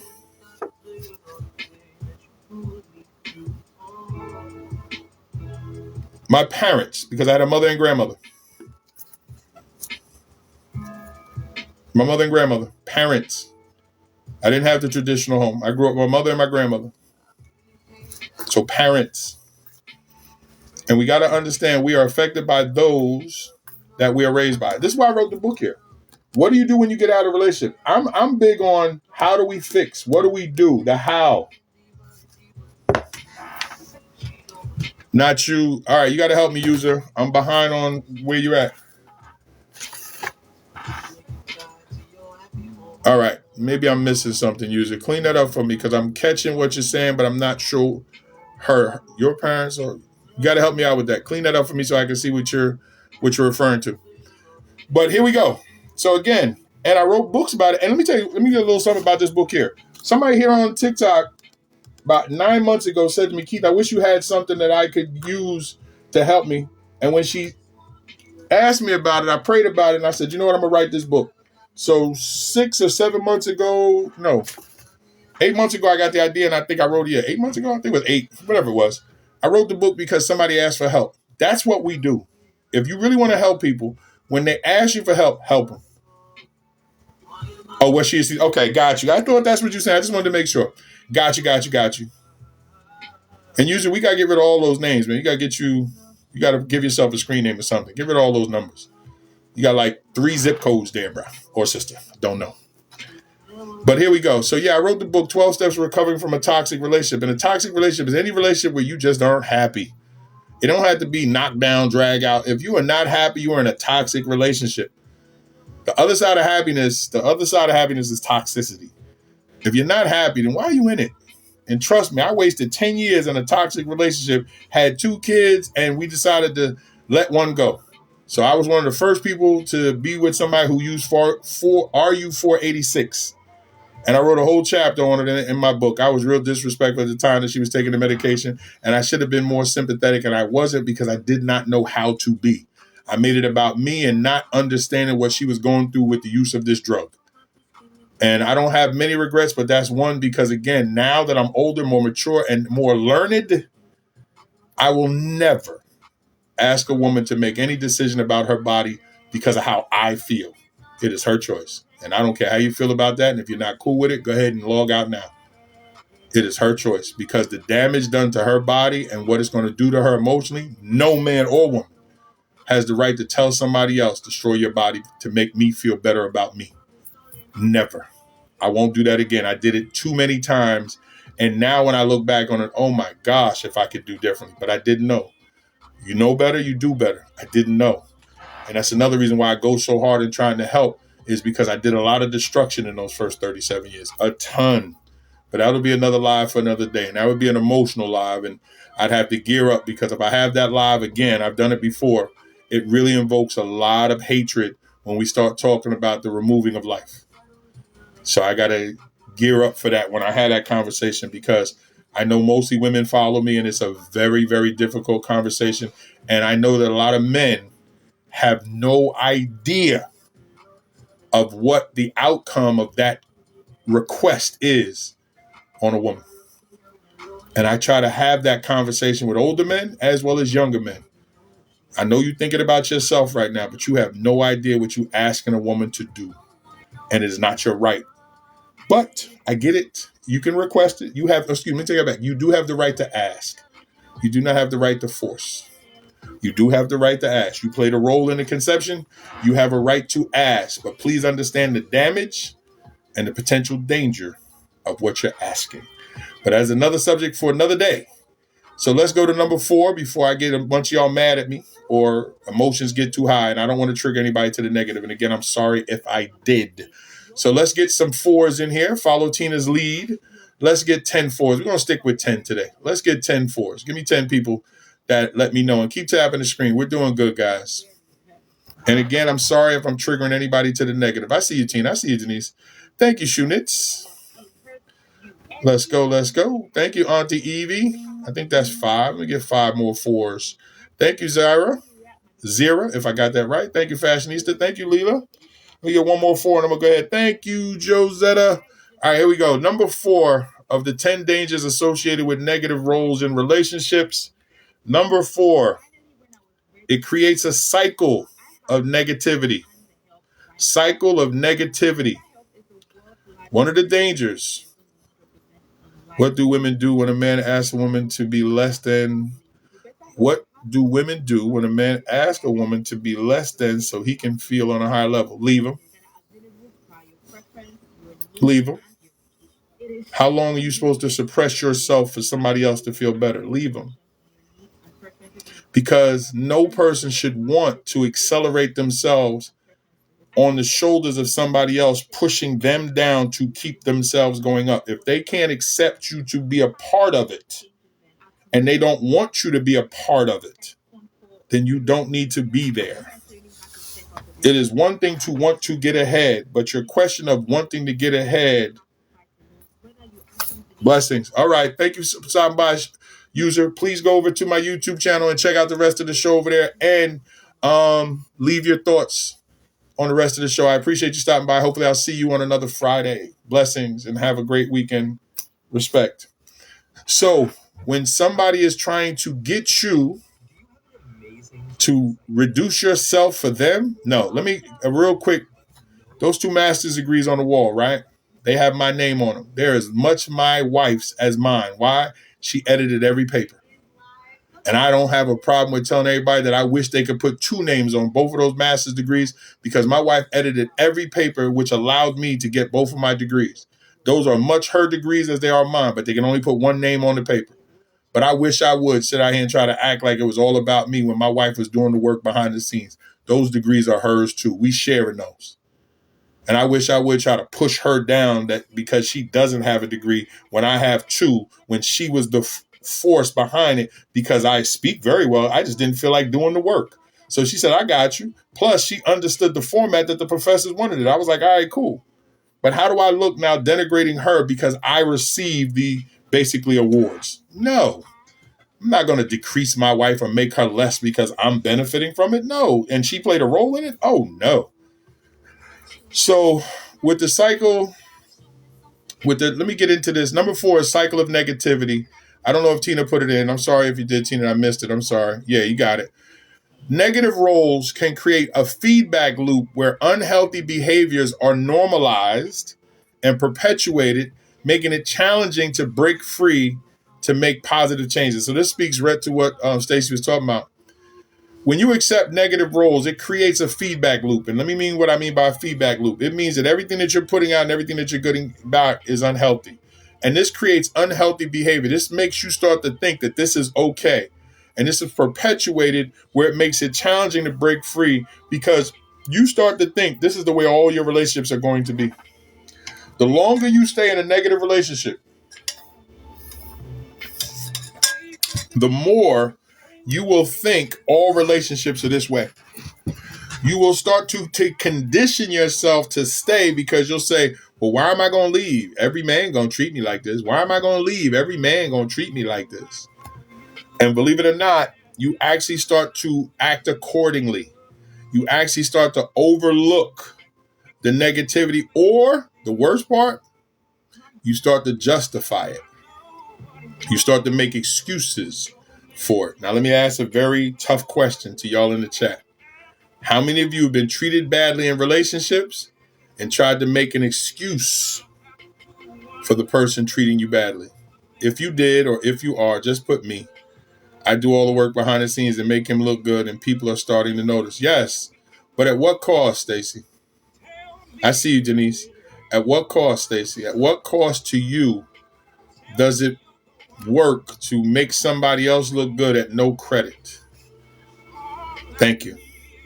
So at some point, Stacy, you have to protect your mental health and your emotional health. And mental is the way that we think. Emotional is the way that we feel. Shunitz, I got you. Yes, I was the one. I got you guys. And we have to understand that too many times, many of us, like there were times when people would ask me, how's things at home? And I go, nah, it's good with my ex-wife. Nah, we good. Or we would go out in public and put on a show. We get dressed up and we play the role of happy married and be fussing from the time we got in the car to the time we got back home. I knew she was cheating. I just didn't say anything. And the reason why I didn't say anything when she was cheating, because I was cheating. And the funny thing, she wasn't even good at cheating. And I would just sit back and be like, so all your cream of nature just sweat it out, huh? Okay. She would leave and the bang would be up. She'd come back and the size is down, which cream of nature only sweats out from heat. So you was either humping or in a shower or both. She come back and the whole scent of what she was wearing is not the scent that she left with, as if I don't know other men's cologne mixed in with females' perfume. She come back and clothes is super wrinkled. Was he jumping you in the clothes? But I wouldn't say anything. I'm not going to start an argument just to start. I'd be like, cool, tomorrow night I'm going out and doing me. And I was trying to spend more time out of the house than I was in the house. And the only reason why I came home some nights was because we had kids. But then I realized I was damaging them just being in this super situation. She wasn't bold and messy. She was just messy. Her problem was she thought she was getting away with it, fashionista. She thought she was smooth. She wasn't bold. She just thought she was smooth. And the problem is she wasn't even a street chick. I'm a street dude. So my eyes are tuned to little things. Like she would go shop. Like I knew she was humping them on Sunday afternoons, right? She knew I was watching football. So I said, you going shopping? She go, yeah. She was always going shopping on Sunday. Okay. So I would go help with the groceries and I'd look for the receipt. And on the receipt, I'd look for when did she buy the groceries compared to when she left the house. So she would leave like 11, 12 o'clock, come back around 4 or 5 o'clock, said she had some run around, she went shopping, okay? But the receipt would always say like 3:30, 4 o'clock. So you just went shopping. So where the hell were you for the 3-4 hours? And it's okay. Because the heart, and as an educator who would always tell students, it's very hard to cheat because you got to figure out how to watch me and get to the answers that you either have written or whatever, or to talk to somebody else. You got to figure out how to do that and keep an eye on me. So I'm used to and very astute at paying attention or making it seem like I'm not paying attention. She figured because I wasn't saying anything, I didn't see anything. No. Do you, boo-boo. I'm going out tomorrow, or I'm going out as soon as I put these groceries away. I was just better at it. Because when we had the conversation, she honestly said, I didn't know you were cheating. She said, everybody was telling me, but I didn't believe it. Really? Oh, okay. Some of them same people that was telling you was cheating with me. I was the bold and messy one. But anyway, and it was unhealthy. And we decided there's no reason to bring a third child into this. And these are the things that you have to understand, guys. When you create a circle of negativity, it does not get better until you get up out of it or you end it. That's what I mean by a cycle. That loop of negativity creates unhealthy behaviors. We had unhealthy behaviors that became normalized. And please understand, when I tell you that the normal behaviors become normalized, they do, and you start to justify them. Keep tapping the screen. Let me read this question here. Sometimes I think people who cheat doesn't care if the other person finds clues. No, they, and you know, it's funny, you're right, because believe it or not, no matter how black-hearted some people think they are, they still feel shame. That's why they hide it, because they know it's not what they're supposed to be doing. And honestly, some people, a lot of men do this too, will get caught on purpose because they just want it to end. Because here's the thing, and I hate to turn this into a conversation about cheating, but I did write a book about it. The dangers with cheating is this. You're not dealing with what's wrong at home. You're out risking your life with somebody who, especially if they know that you have somebody, you're out risking your life because you don't know who they messing with. And the other part of cheating, what a lot of people don't think about, is if you come across somebody who you really enjoy and want to be with, because you're in a relationship, you're now blocked from even entertaining somebody who maybe can make you happy. So either way, you need to figure out what you're doing at home to either end it or fix it, because you can't even go out and start a new relationship because you have something at home. So it is a negativity loop that does not change. And not everybody is good at cheating. They just don't want the pain, or they're selfish. And a lot of people cheat because they're greedy. Not everybody cheats because they're unhappy and they just don't like what's going on at home. Some people do. And some people cheat just because they can. Some people cheat just because they were offered. And we have to deal with this. I've seen all the negative on different social media from the chick. Stop looking at her. She's not the problem, Donna. She's only in the mix because your husband put her in the mix. She's not the issue, unless she was your good friend and she hung out with you and she undercut you. If you don't know her, stop paying attention to her. She's not the problem. Your man putting her in the mix is the problem. And fellas that are on the chat here, don't go after the dude that's piping your woman. Your woman put him on. He's not the issue. He's doing what he does. Your woman put him in the mix. Your man put her in the mix. Go after the person who is the problem. Stop trying to rough off the person who is accepting the free gifts. Get at the person giving away the goodies. But anyway, so again, real quick, circle of negativity. Negative roles can create a feedback loop that is unhealthy. I don't want to go all into it again. It is super important. And that cycle of negativity will not end until you get some help and you remove yourself from those circles. And the minute that I got myself out of my previous situation and started to live my life now, it took me 7 years, 5.5, because I was still messing up with my new relationship because I was still that old dude. And after all the times getting caught cheating and everything like that, it took me a year and a half of solid counseling and a change of thinking to save my relationship, which turned into a beautiful marriage. Counseling. That's why I am hell-bent on counseling. I needed it for myself, and thank God I did, and thank you for my wife. But I had to fix me to understand how powerful she could be in my life. She was who she was, but I needed to become a better me. Being addicted to flesh, being of the world and not in the world. Yes, but how do we fix that, Kane? Yes, that's what it says, but we have to be able to show people how to fix it. And unfortunately, a lot of my brothers and sisters in the kingdom don't talk about the how and the why. So we don't actually help. We can identify, but we got to be able to help. We got to be able to show people how to be in the world and not get caught up by the flesh. Of course, but how? And again, keep saying how, because that's how we get to the surface. It's easier said, but we have to be able to give people that off ramp that when they tell the truth, how do we fix them? Because I'm a mental health minister for a couple different churches. And one of the things that we have to do is we have to do like Jesus. Allow a person to come in all their negative glory and clean them up and then say, okay, I got you. Now let's get you back into this race. Let's show you how you can be in this world without it. Let's show you how to keep your pants on, bro. Let's show you how to keep them legs closed, girl. We have to be able to do the how in a non-judgmental way to actually be able to help people figure it out. Unfortunately, we're failing at that in the kingdom right now because it was church folks that killed Jesus, unfortunately. They got the Romans to do the deed, but it was church folks that put the bug in everybody's ear. And we got to figure out a way to offset that and to allow people to make their mistakes and be able to get cleaned up, because we offer our hand open instead of our fist closed, and punish them for messing up. And we got to love them despite the fact that they messed up. But somehow we miss that as brothers and sisters in the spirit. But I'm trying to live by example. But I appreciate you, King. All right, here we go. Let's go with number 5. Let's go. Let me get 10 fives in the chat. Let's keep it going. 10 dangers. I'm a mental health worker, but when it comes to my marriage, I feel clueless. It's okay. It's hard sometimes for us that are in the field to help ourselves. What you got to do, Stace, is, and I see the fives, guys. What you got to do, Stace, is that you know that assistance helps. Get quality assistance. Sit with somebody, because the fact that you are and I see you guys keep putting the fives in. The fact that you are a mental health worker, what it'll do is when you sit with someone, say like me or anybody else, you'll understand it easier. And then all you got to do now is create the plan. Thank you so much for the heart. Yay, D-Shep. That's what it is.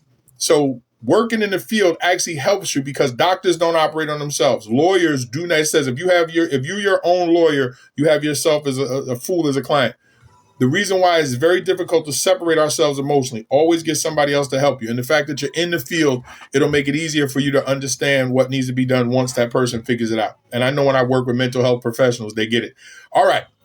Thank you for the fives, guys. Let's get into the number 5. The number 5 danger associated with a negative roles in relationship is isolation. Keep tapping the screen, guys. Isolation. Keep tapping the screen. Isolation is because emotions involved in working with others. Exactly. You can move and a lot of people hide behind helping others, fashionista, because then they don't have to apply their own emotion, and they can save other people where they can't apply that energy to themselves. So 100% correct.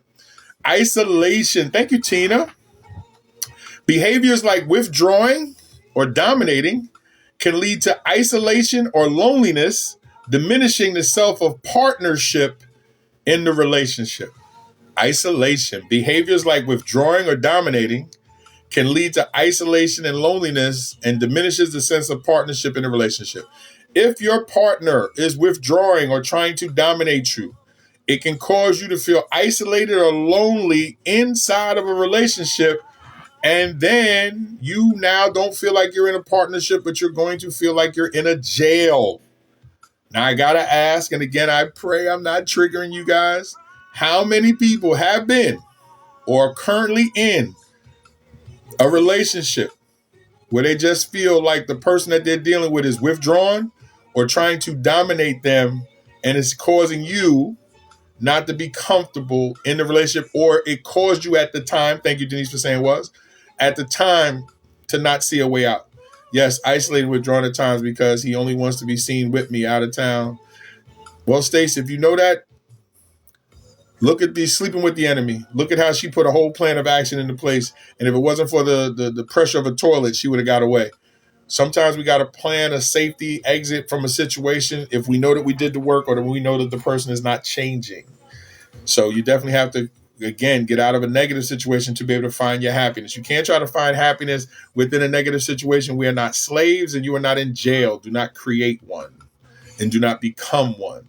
And thank you so much, guys, because again, now here's the bigger question. And again, I need you to be honest, which most of you are. How many of you were the one that withdraws or tries to dominate your partner?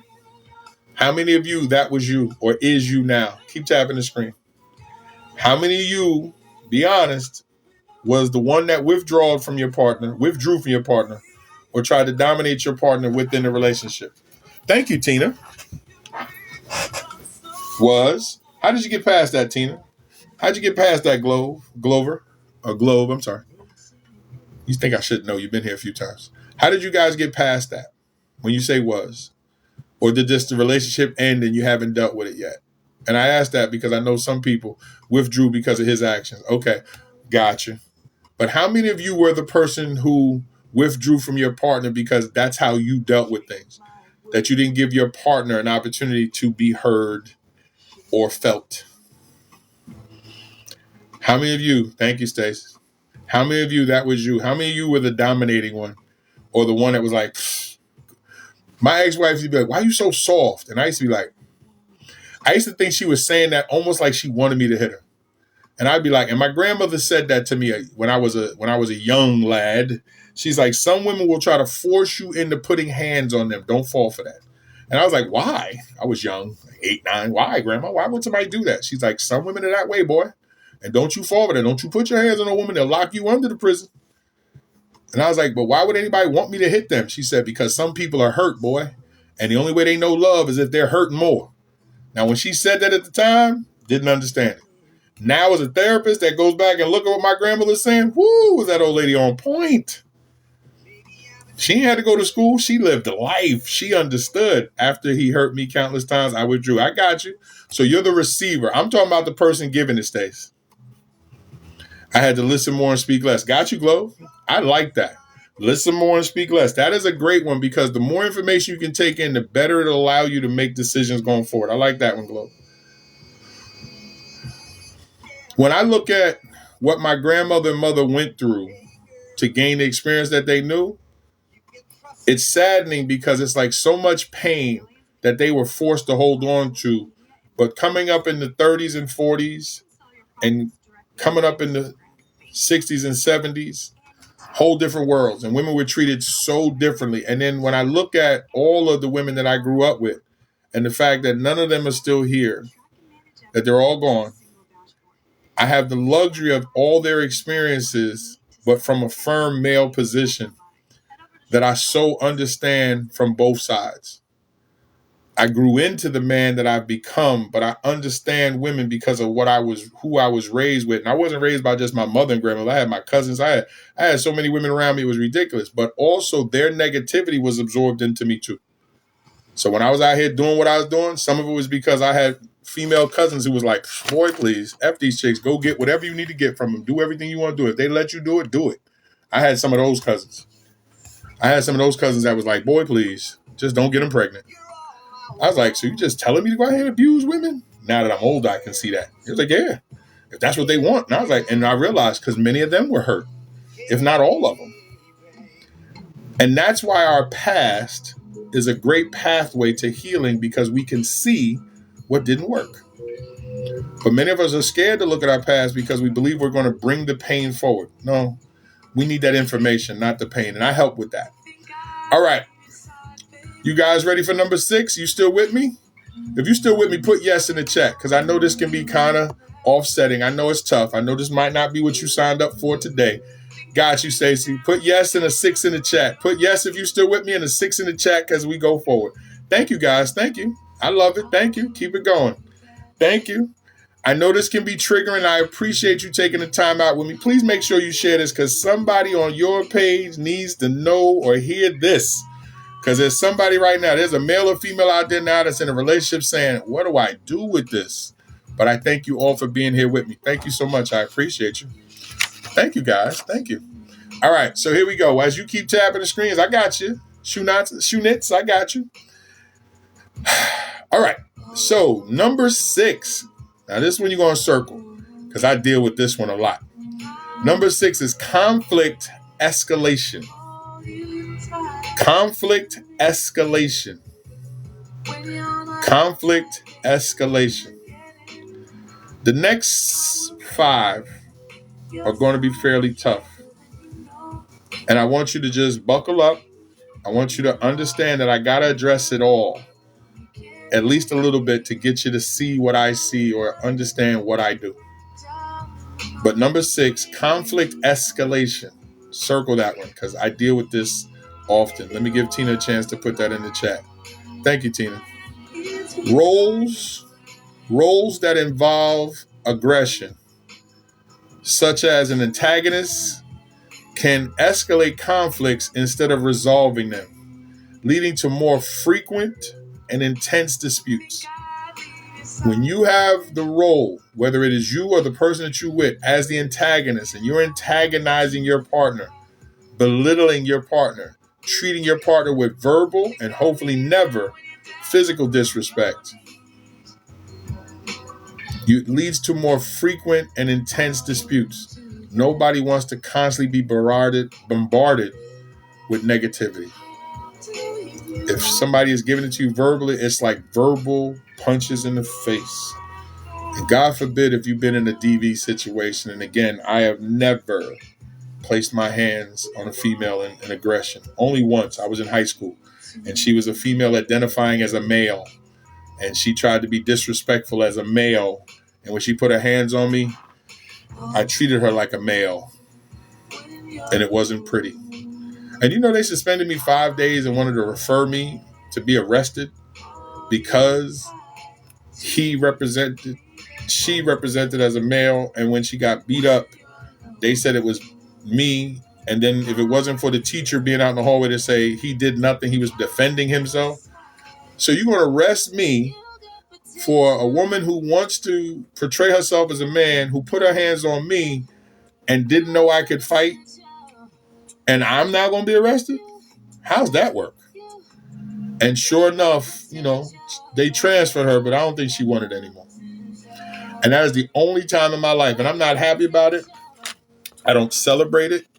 That was the only time in my life I ever put my hands on a female, and it was because she disrespected me in the hallway and put her hands on me, not knowing that I was not the most stable of person coming up. And I was taught to fight first and ask questions later.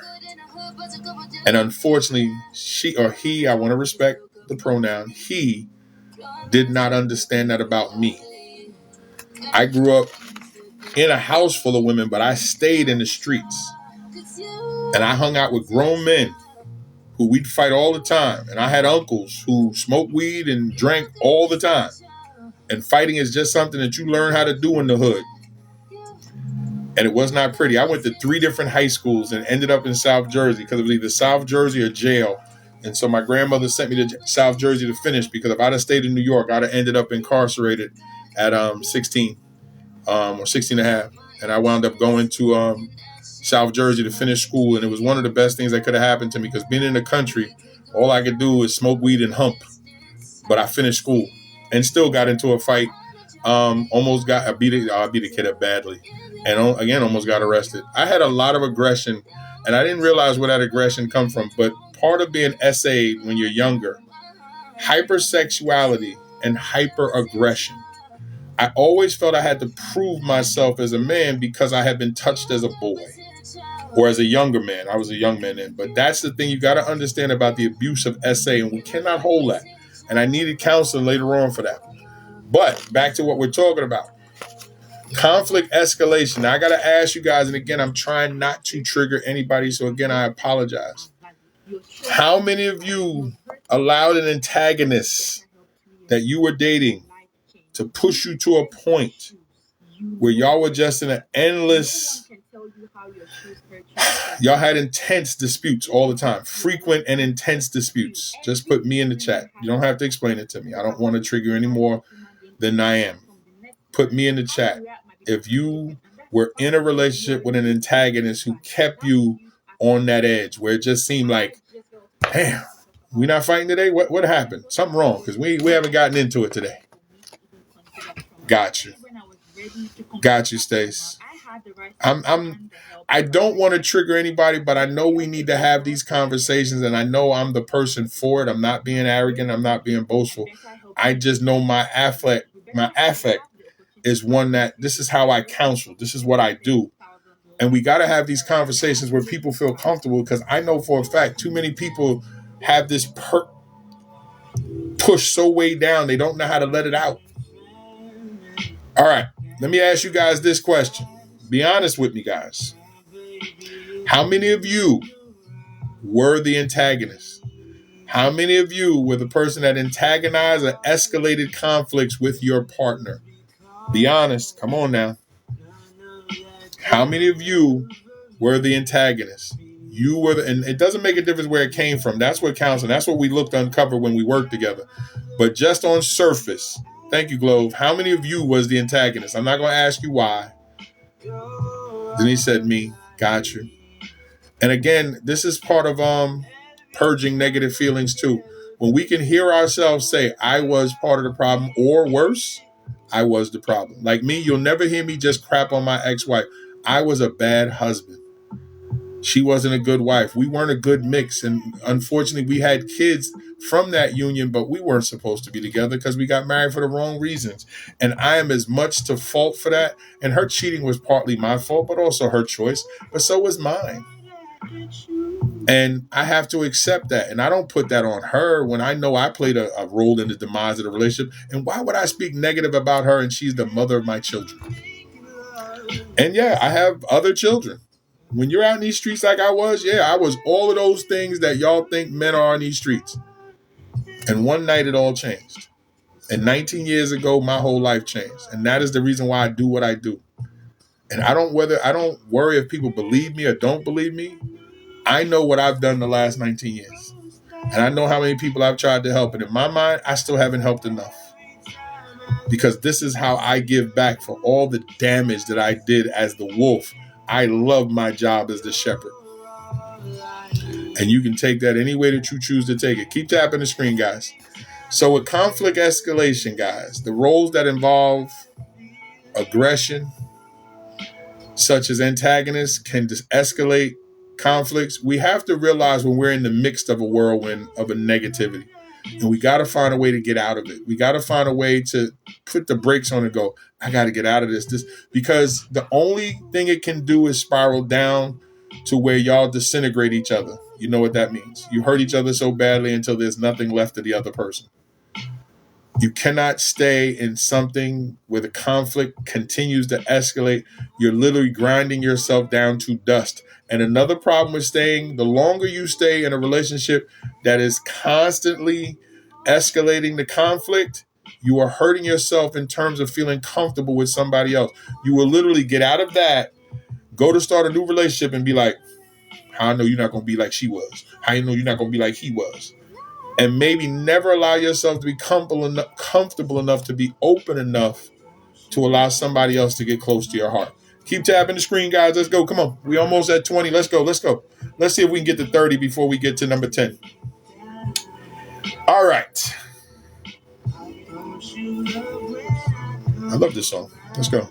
All right. Number 7. Let me get 7 sevens. Let's cut it to 7. Thank you for the hearts. Keep tapping. Let's get 7 sevens in the chat. I know this is all tough. I know it is, but rock out with me. Share this. Somebody needs to hear this. And again, I'm sorry if I'm setting you up for a bad weekend. Thank you so much, Tina. Thank you, Auntie Evie. Thank you, Denise. Thank you, Glow. Thank you, Shunitz. Thank you, Donna. And again, thank you for rocking out with me. Here we go. Number 7. And again, these last 5 is going to be tough.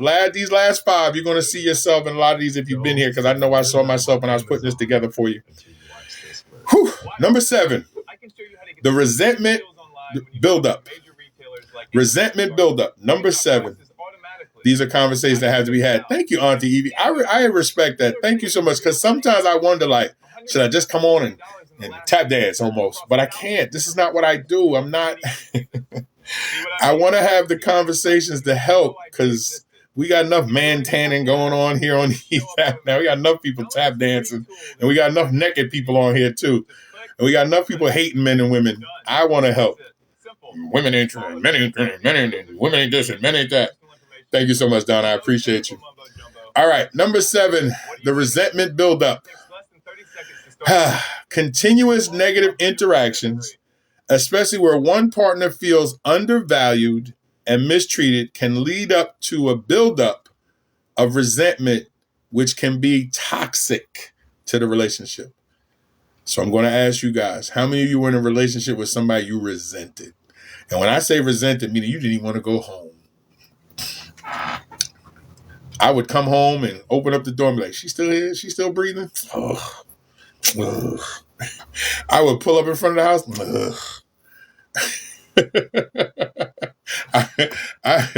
I would leave the house like a little kid that just got off punishment. Yes, I couldn't wait to go cheat.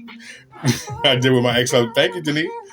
I would be like, listen, I would run out the house like, oh, I couldn't wait to get to the party. And I was at the party like I was whole single with my chest like, yeah, I ain't got no woman at home. I couldn't wait to pull up to the hotel. I'm driving to the hotel like Fashionista said, there were times I almost wanted to get caught. Like, I'm going to pull up right in front of the hotel. Like, I don't care if y'all see me. The worse the relationship gets, the stupider you get.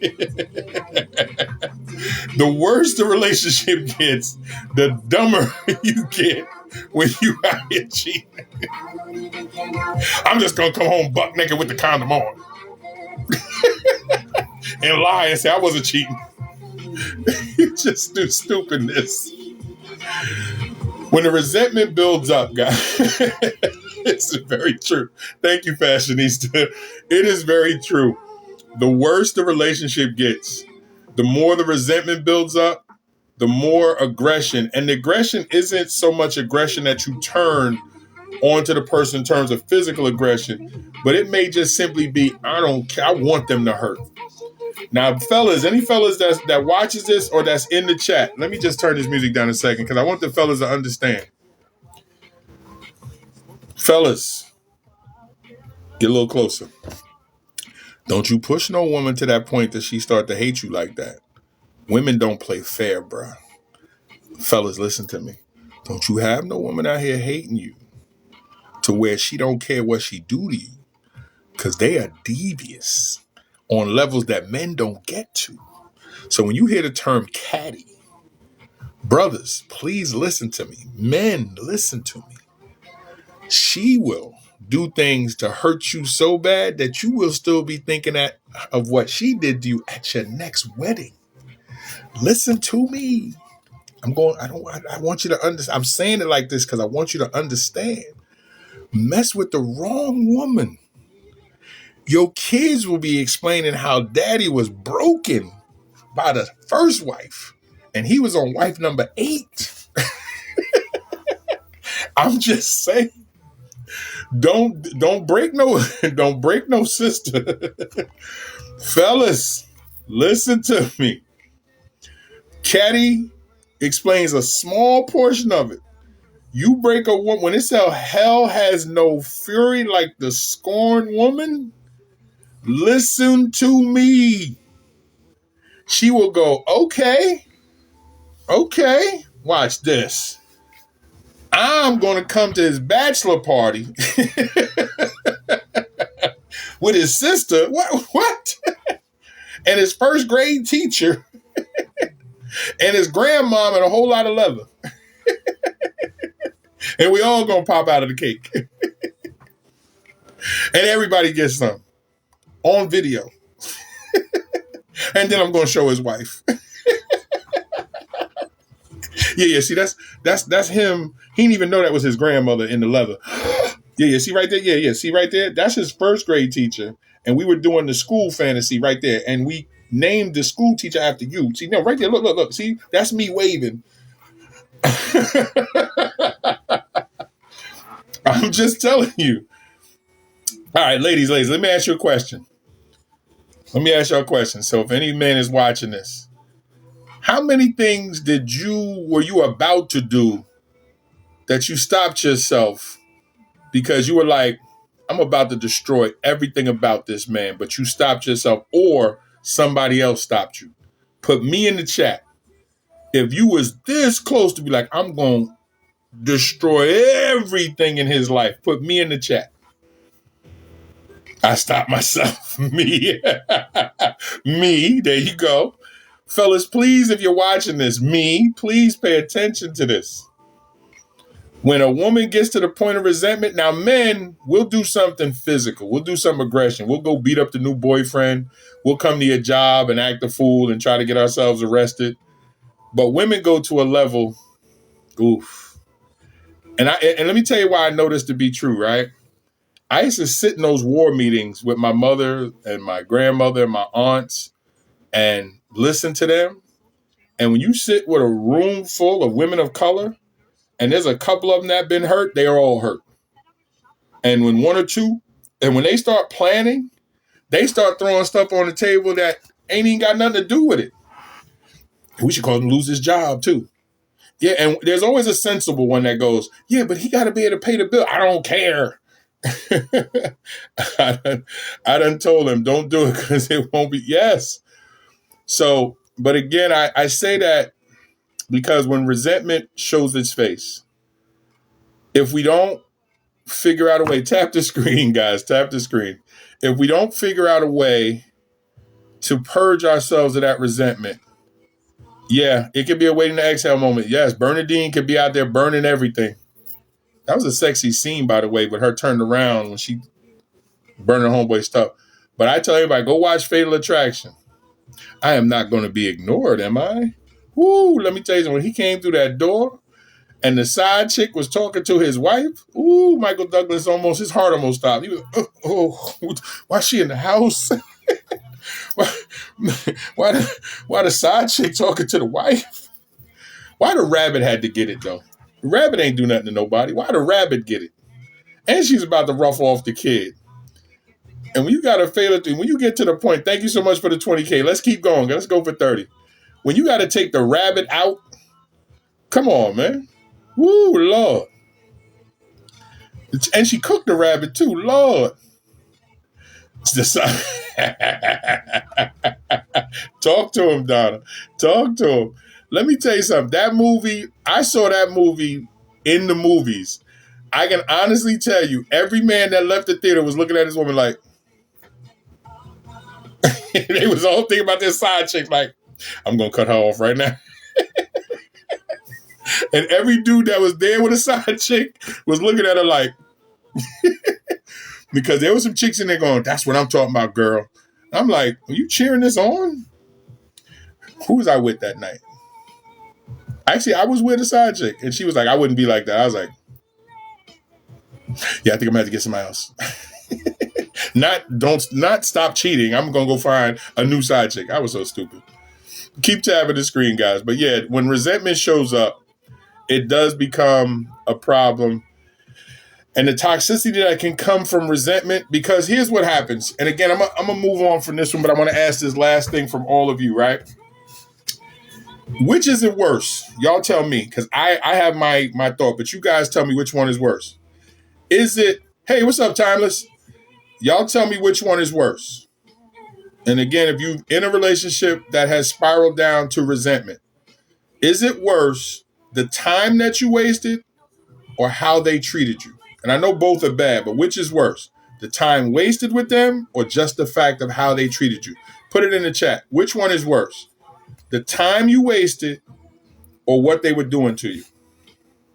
And I know both are bad, so don't tell me both. It's the quiet one. Yeah, it's the quiet. Listen, when a woman's fed up, R. Kelly, are in jail. What they're doing, okay. How they treated you. And once a woman get quiet, you finish. She's plotting.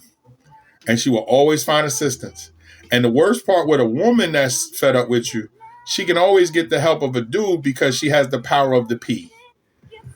Brothers can try to use the D, but you may not get a woman that wants to help. Even if you're slinging good D, you may get one or two women that want to help. But a woman with the P, she can get a dude to be like, I'll put him in the trunk for you, baby. So brothers, please do not what they did.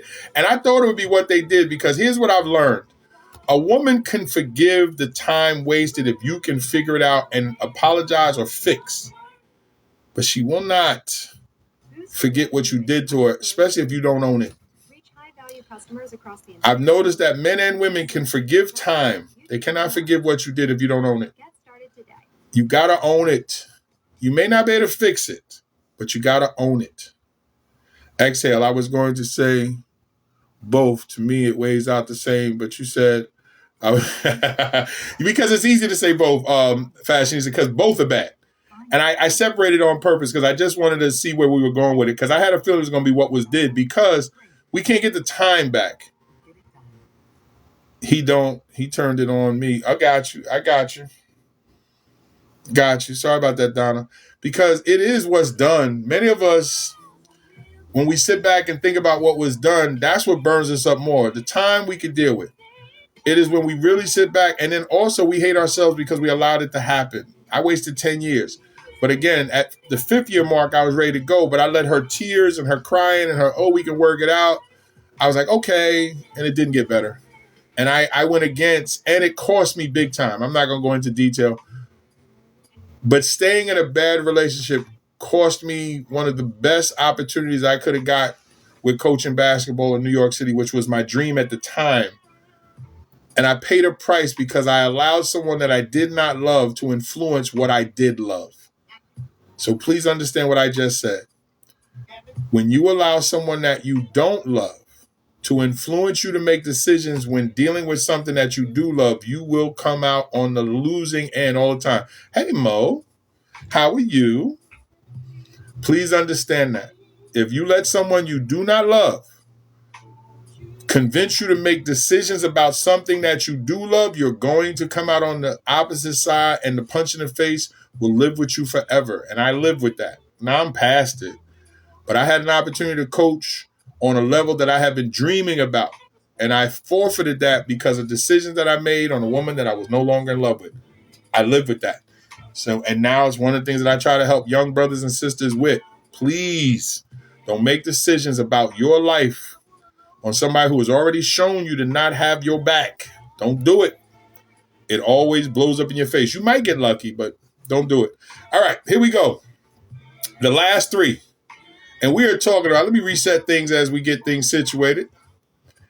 We're talking about the 10 dangers associated with the negative roles in a relationship.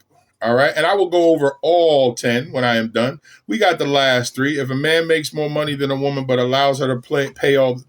If a man makes more money than a woman, but allows her to pay all the bills and kids' expenses, what's the rest, Stace?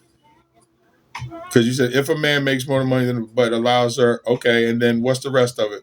So I know where you're going with that statement. Because a lot of men will do that if the woman is good at handling money. Why is that? Because the woman is good at handling money. A lot of women are very good with organization, and a man will say, here, just do what you're going to do it as long as everything is paid. It makes it easier and takes less stress off of him in some cases. It's hard to say without knowing the two people involved. In some cases, I'm not going to say all. In some cases, the man just feels more comfortable because it's more part of the way the woman may structure a home. Thank you, Mo. I appreciate that. And so because women are good managers of homes, they'll manage money as well in some cases. Now, in some cases, like my ex-wife, she was horrible with money. I'm the one that created the budget, and she still would get mad because she's like, I don't have a lot of money left over. I make more than you. I was making double what she was making, and she felt she should have had more left over. And I'm like, yo, come on. You got to share in some of these bills too. And she didn't want to do that. But, it is what it is. His money is his money. My money is no. And again, that comes down to setting positive roles where finances are understood. And that goes back to a video I posted yesterday with you can't expect a woman to work and pay bills and then have her come in the house and want to be a slave to fix everything, do everything, and you do nothing. Again, it has to be decided on what those roles are going to be. I cook. I work from home, so why wouldn't I cook? My wife works, and she's actually an HR supervisor, director. So if I'm working from home, why wouldn't I cook? I'm here, so I'm supposed to be home working, and then she come in and go, okay, you cook when I'm already here? That's stupid. So I got that. Now, do I clean up all the time? No, I do not. I would rather pay a housekeeper than do the work myself. And she's like, boy, just help me. Okay, fine, and I'll do what I got to do. It's a matter of how you set your home up and how you're okay with it. Now, there are a lot of women who make more than their man who will come in and say, baby, just go ahead and handle it. We're good. Again, if that's what's acceptable to you two, we have to stop letting other people tell us what our relationship should be. That would be good, but I'm good with... Yeah, but you have to make sure, Joy, I've seen some of your pictures. As long as y'all are okay with it, if he goes, you got it, cool, if he got it. But that's something that has to be clearly discussed. And you both need to, whoever the better one is with the money, need to be handling it anyway. How it gets to the house should not matter. But unfortunately, a lot of couples, that is an issue. I don't see why it's an issue, but again, it's crazy. He felt that if he cooks and cleans at times and being a body in a home is enough. No. All the roles associated with a home and the children and life have to be designated into what? And they may be interchangeable. Are there times that I am the discerning parent? Yes. Are there times that I am the assertive, authoritarian parent? Yes. Are there times that I cook? Yes. Are there times that I clean? Yes. Are there times that she cooks and she cleans? Yes. We only share children. There you go. Well, you got to fix that because I've been in that situation. You're depleting yourself because you're giving away your time that you could be happy, Stage. So, and I know you said you're working on it. You have to, at some point, you have to think of your own personal happiness, and you have to put that in front of everything, because if we stay behind too much, there's nothing left for us. And all of a sudden we check out. There's nothing there. And the cup is now empty and dry. You don't want to do that. All right. So let's do number 8. And again, this will go to what you're talking about right here, Stace. So let's get 8 8s in the chat, guys. Let's get these last 3. Let's get 8 8s. And again, this will speak on a lot of what we're talking about today. And I'm glad that everybody is here. We both cook and clean, but I do the laundry. Okay. And he thought, nothing wrong with that. Nothing wrong with it. But my wife and I used to do laundry like that. And she used to get on me like, will you stop folding the clothes like that? Because I used to fold them. I worked in retail, so I would fold them all nice and neat like I was in the store. And she's like, boy, you taking too long. You ain't at the store. And I'm like, all nice and neat, almost like I'm trying to put them on display. And she's like, get out the way. She would mush me and be like, just move.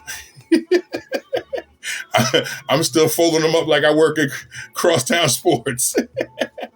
But all right, I see the 8s, guys. All right, number 8, and this is important. One of the dangers, number 8 of the dangers that are associated with negative roles in relationships is loss of individual identity. I tell you, these last 3 gonna be tough. Loss of individual identity. Number 8, and I say it a few times because I'm just giving Tina an opportunity to put it in the chat for you guys. Loss of individual identity. Number 8. My husband folds like he is still.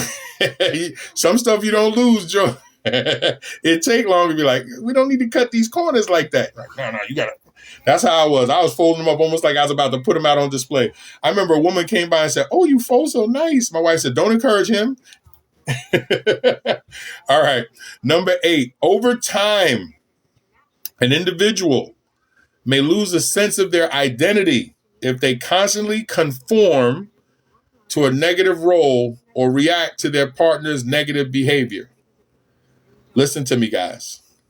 The longer you stay in a negative situation or hold on to a negative role, you lose yourself. You stop feeling and being you.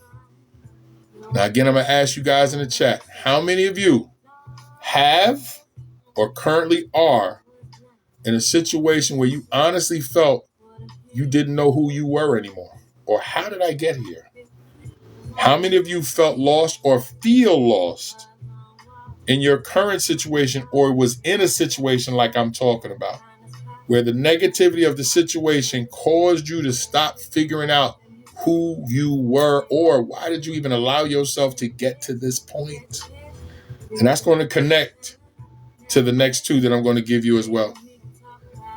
I now will look back and go, my God, what I had became, I pray I never allow myself to go back to. When I look at what I used to be, it is what motivates me to continue to be who I am now. I, under no circumstances, want to go back to that man. Not just with my ex-wife. I don't want to be who that man was. That man was out of control. That man was nasty. That man was self-destructive because of the pain that I had where I was literally trying to off myself quietly. Well, if I get AIDS, I get AIDS. If somebody's husband catch me, they catch me. I was reckless. I was a lot of things that now I realize it was me acting out of the pain that I was in. But I literally was doing things to what Fashionista was saying. People just do stupid things. There you go, Fashionista. Stupid things to damn near get caught. But I was doing it almost just to let something happen. I'm okay with it. I'm going to take chances. Condom sitting right there. I ain't putting it on. And for what? Because I wasn't dealing with the pain on the inside. Past situations here. I didn't know my identity first at all. That's why I chose him. That's why I'm in my first way. Got you, Joy, and hold on to it, Joy. You keep that cape on, Joy, because you see me and Fashionista talking about what used to be in the past. Same thing with Tina and Denise, too. So you keep that cape on. Every time he started getting a little sideways, go in the room. I'll be right there in a second, honey. Dart into your closet, come back out. Just change the shoes every now and then. Whoo, are those red pumps? Shut up.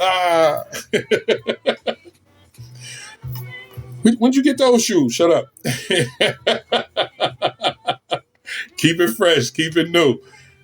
Us men like shoes. And every now and then, the thigh-high boots. Thigh-high boots and a cape and a baby doll. Yeah. That works. Or just a plain old t-shirt and oiled skin. Woo, Lord. Sometimes a good old long t-shirt and cocoa butter. If you know, you know. If you don't have no idea what I'm talking about, I can't help you.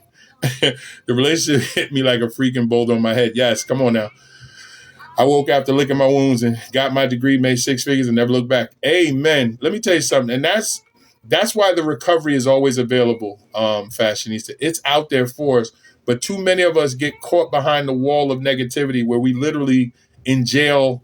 We jail ourselves. We jail our emotions. We jail our thinking. We jail our progress because of the pain. And my job is to free that so you can see that there's a whole world waiting on you. I see you, Nicole. I see you, and I've seen some of your pictures. I see the big smiles. Ain't nothing wrong with that. And take plenty of pictures when you're happy, guys. That's another thing that offsets the loss of any previous pain.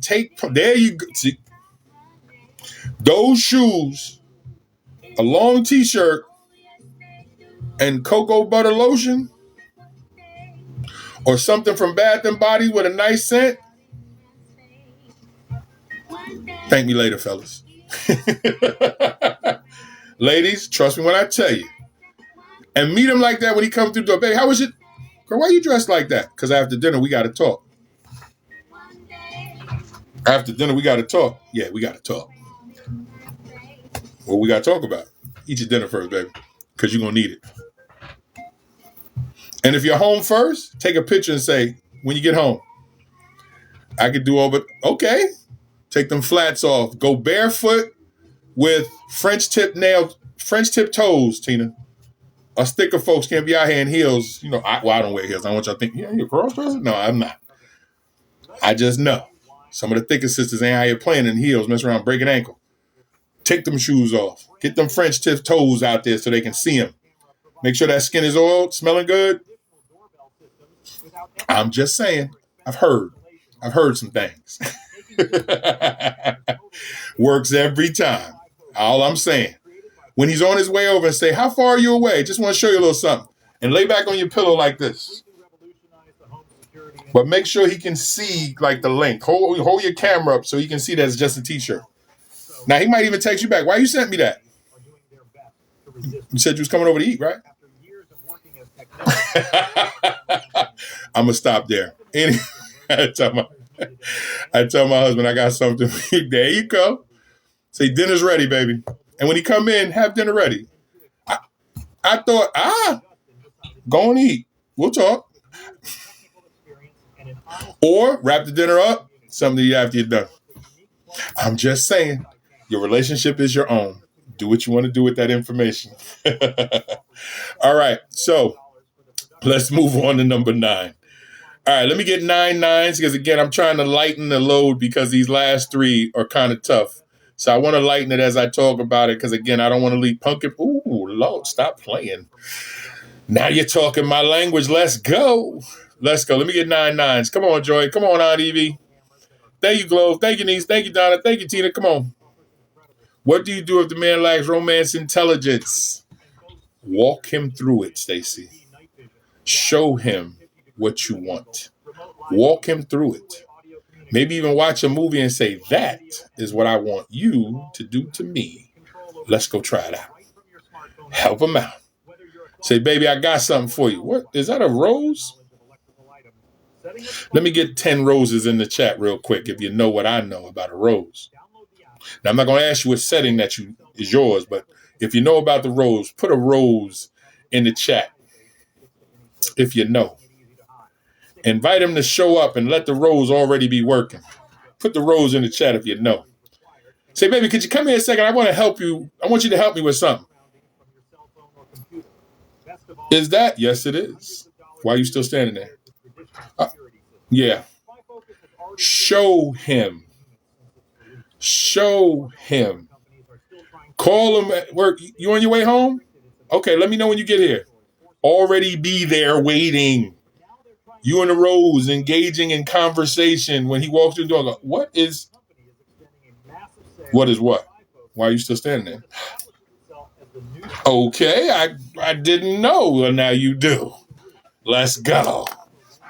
Never forsake the marital bed, but also never forsake having fun. You're never too old to have fun, and you're never too old to get yourself excited. It is a great accessory, and it is a great warm up. And when he comes home and is like, wait a minute, and if he says he needs to take a shower, say, go ahead. I'll be here. I'm good. And the whole time you're in the shower, you go, baby, you better stop playing. I'm about to marry the Rose. I'm about to divorce you. Me and the Rose are about to go on a trip. Girl, you better stop playing. He'll be washing all the major areas. And by that time, you are more than ready. And if all this sounds like a foreign language to you, ask the chat. Don't ask me. I'm just a married man who knows. Ask the chat. If all this sounds like a foreign language, ask the chat. They'll tell you. They'll tell you.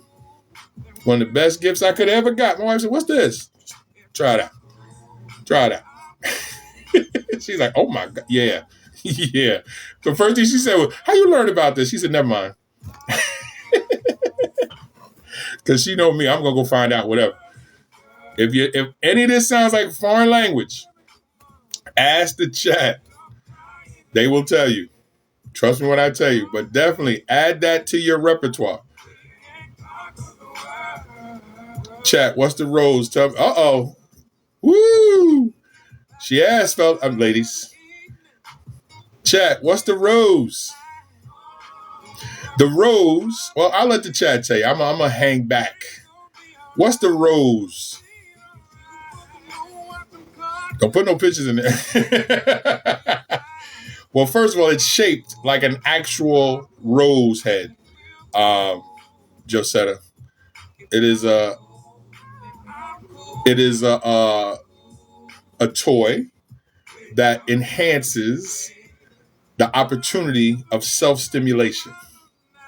It is an artificial apparatus that allows for individual sexual stimulation.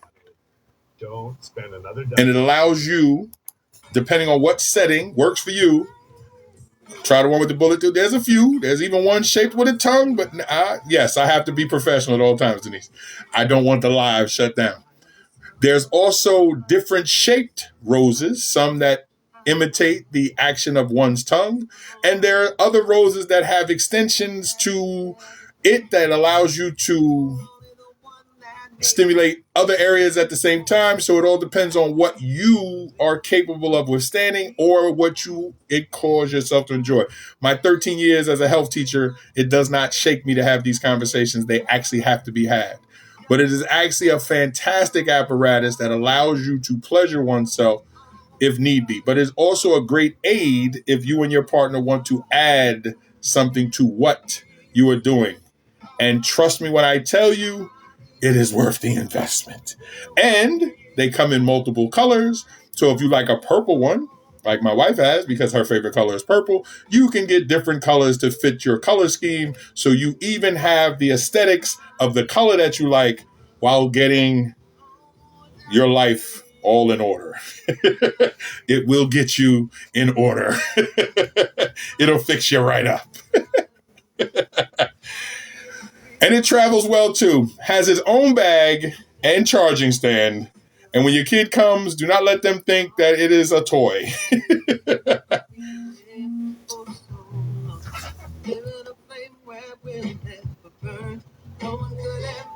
And so that's another thing too. It travels well. It has its own charger, cleans up very well, withstands underwater. You're good. Enjoy. Thank us later. You can pop in the next week and be like, the Rose. All right. So let's get into number 9 before we get sidetracked on the conversations. Okay. My wife is on there we go. Yes, Amazon. Oh yes. Multiple colors. Have fun with it. And if you have a partner, enjoy. Did we get the 9? I think we got the 9s already, Tina. We got sidetracked on the Rose. Did we get the 9s? No, we didn't get the 9s. All right, let me get 9 9s. You got it, Josetta. No, we're not on 10 yet, Stacy. See, we got so sidetracked with the rows, we forgot to do number 9. Let me get 9 nines, guys, and everybody run into their closet to take a look at their rows. Hold on, it's Friday during the day. We got time. We got the whole weekend. All right, let's go. Let me get 9 nines. Thank you, Tina. Thank you, Denise. Thank you, Auntie Evie. Thank you, Joy. Thank you, Zero. All right, here we go. Number 9 on the 10 dangers associated with negative roles in relationships. Number 9 is stress and mental health issues. One of the dangers, got you, Crash. I'm just going to give everybody 9s. Number 9 is stress and mental health issues. Stress and mental health issues. Like I said, these last 2 are going to be a little tough. I want to make sure I want to lighten the mood a little bit as we talk about it. Stress and mental health issues. Stress. There we go. Thank you, Tina. The stress from constant negative interactions can lead to mental health issues like anxiety and depression, affecting not just the relationship, but your individual well-being. The dangers of a negative roles in relationships is you can deteriorate because of stress and mental health issues. You literally can cause your blood pressure to escalate. You then start eating in ways that you shouldn't. And you can actually have emotional breakdowns or worse, become so depressed that you now require medical or medicine intervention. The longer we allow negativity to stay inside of us, the more dangerous we are becoming to ourselves. And it is important. And it is so important because you have to, hey, Rita, oh, Lord, yeah, you came at the right time, but you just missed the Rose conversation, but hang out. You never know. Good to see you, Rita. We just had a whole Rose conversation. Ooh, Lord. It's gonna be a little hot this Friday. But anyway, how many of you found yourself losing yourself emotionally or were suffering some mental issues when you were dealing with somebody who was very negative? Put me in the chat.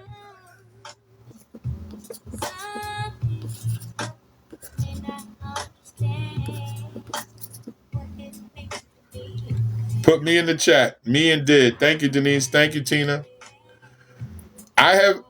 One of the things that I realized is that I saw the emotional damage of people that dealt with me. Because my nickname in college was Harry Heartless. Like I was always being called, you a heartless bastard.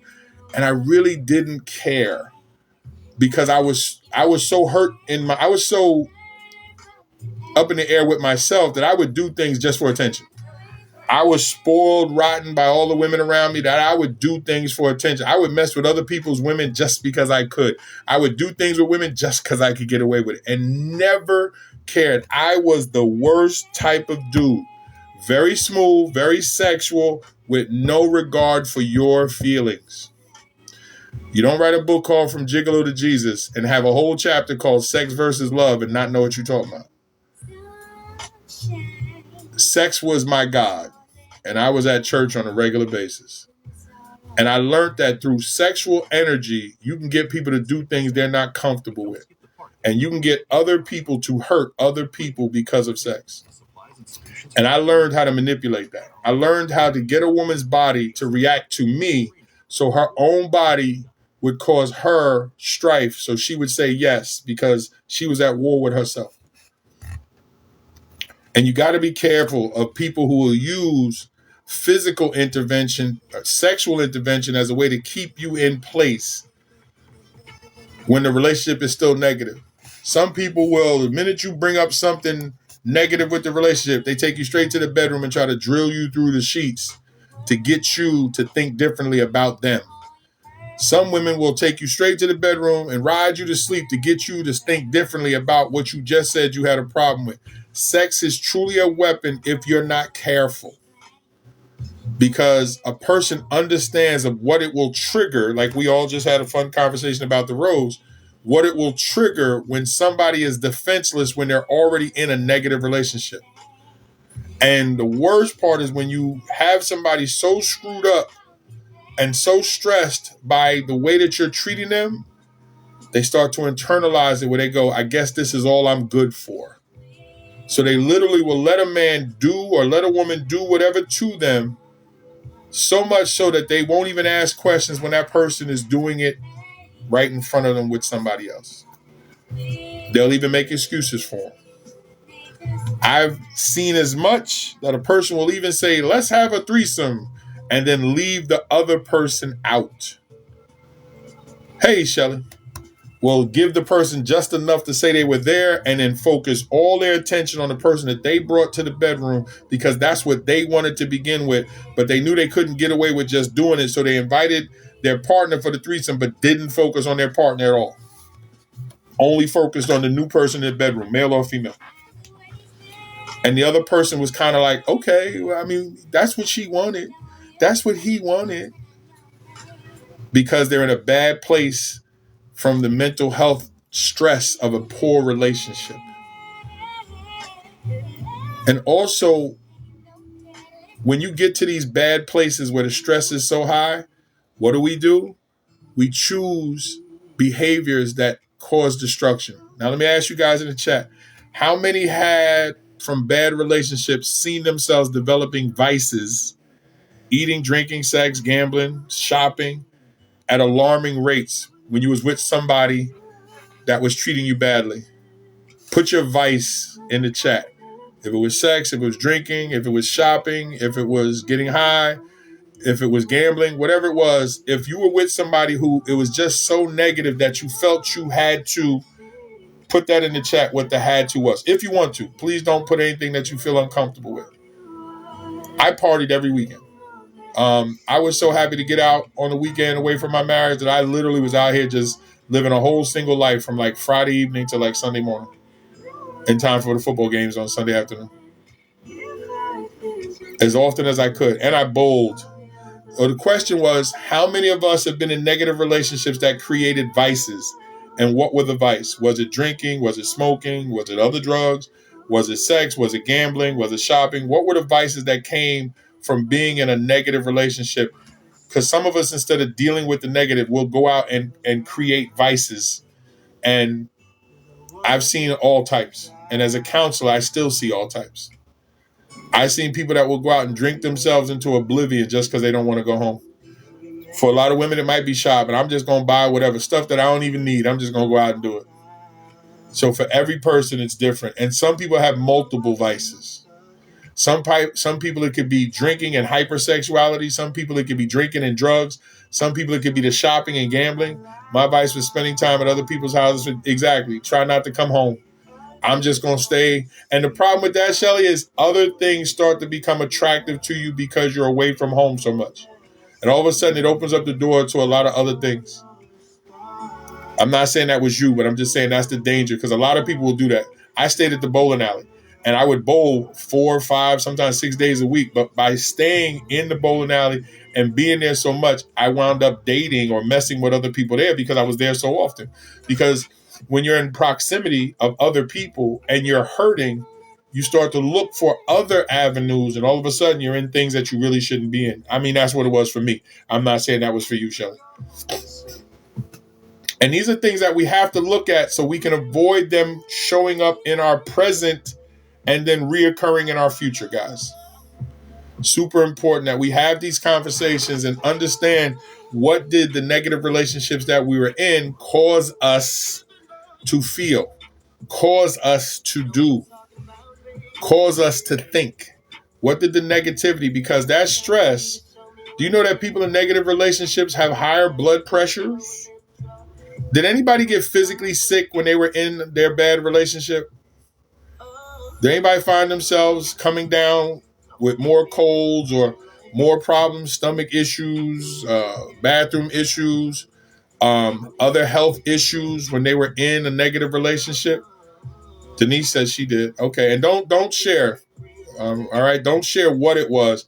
Just if you did, just put me. Don't share what it was. I don't want anybody outing their medical situation here. Just if you found yourself having different issues, if you want to share, that's okay, but please don't. Because that's another thing too. Yes, all of the above for about yes.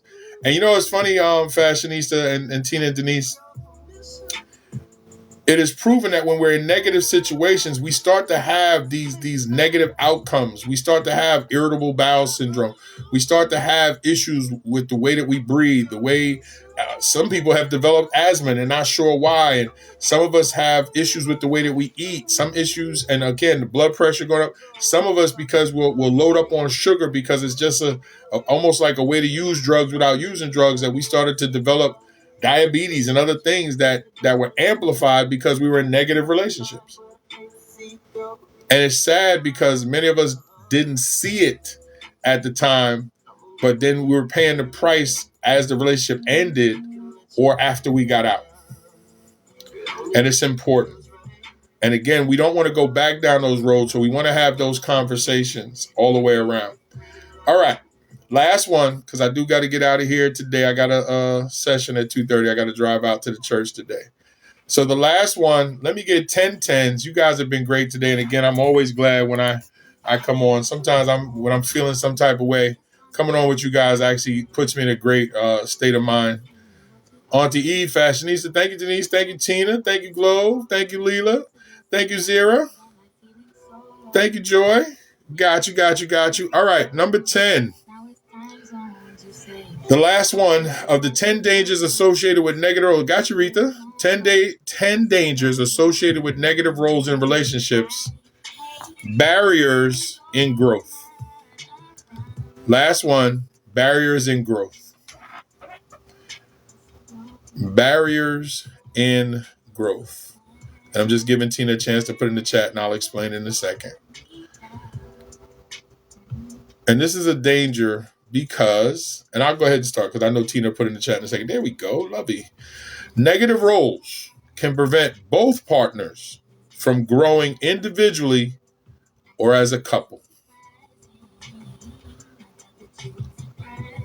Stifling personal development and the evolution of the relationship.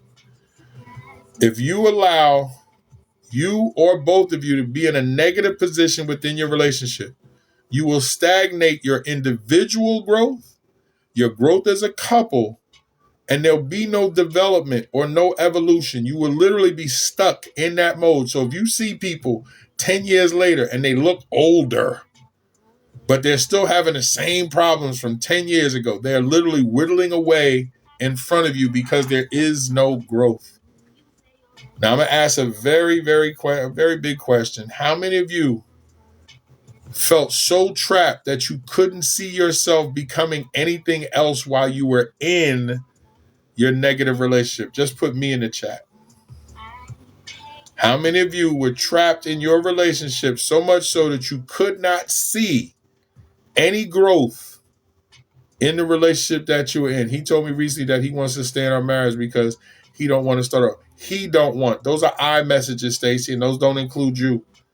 And you got to be careful of I messages because you stay, he'll better himself and then kick you to the curb. Be careful with I messages, guys. Be careful when somebody says, I want to.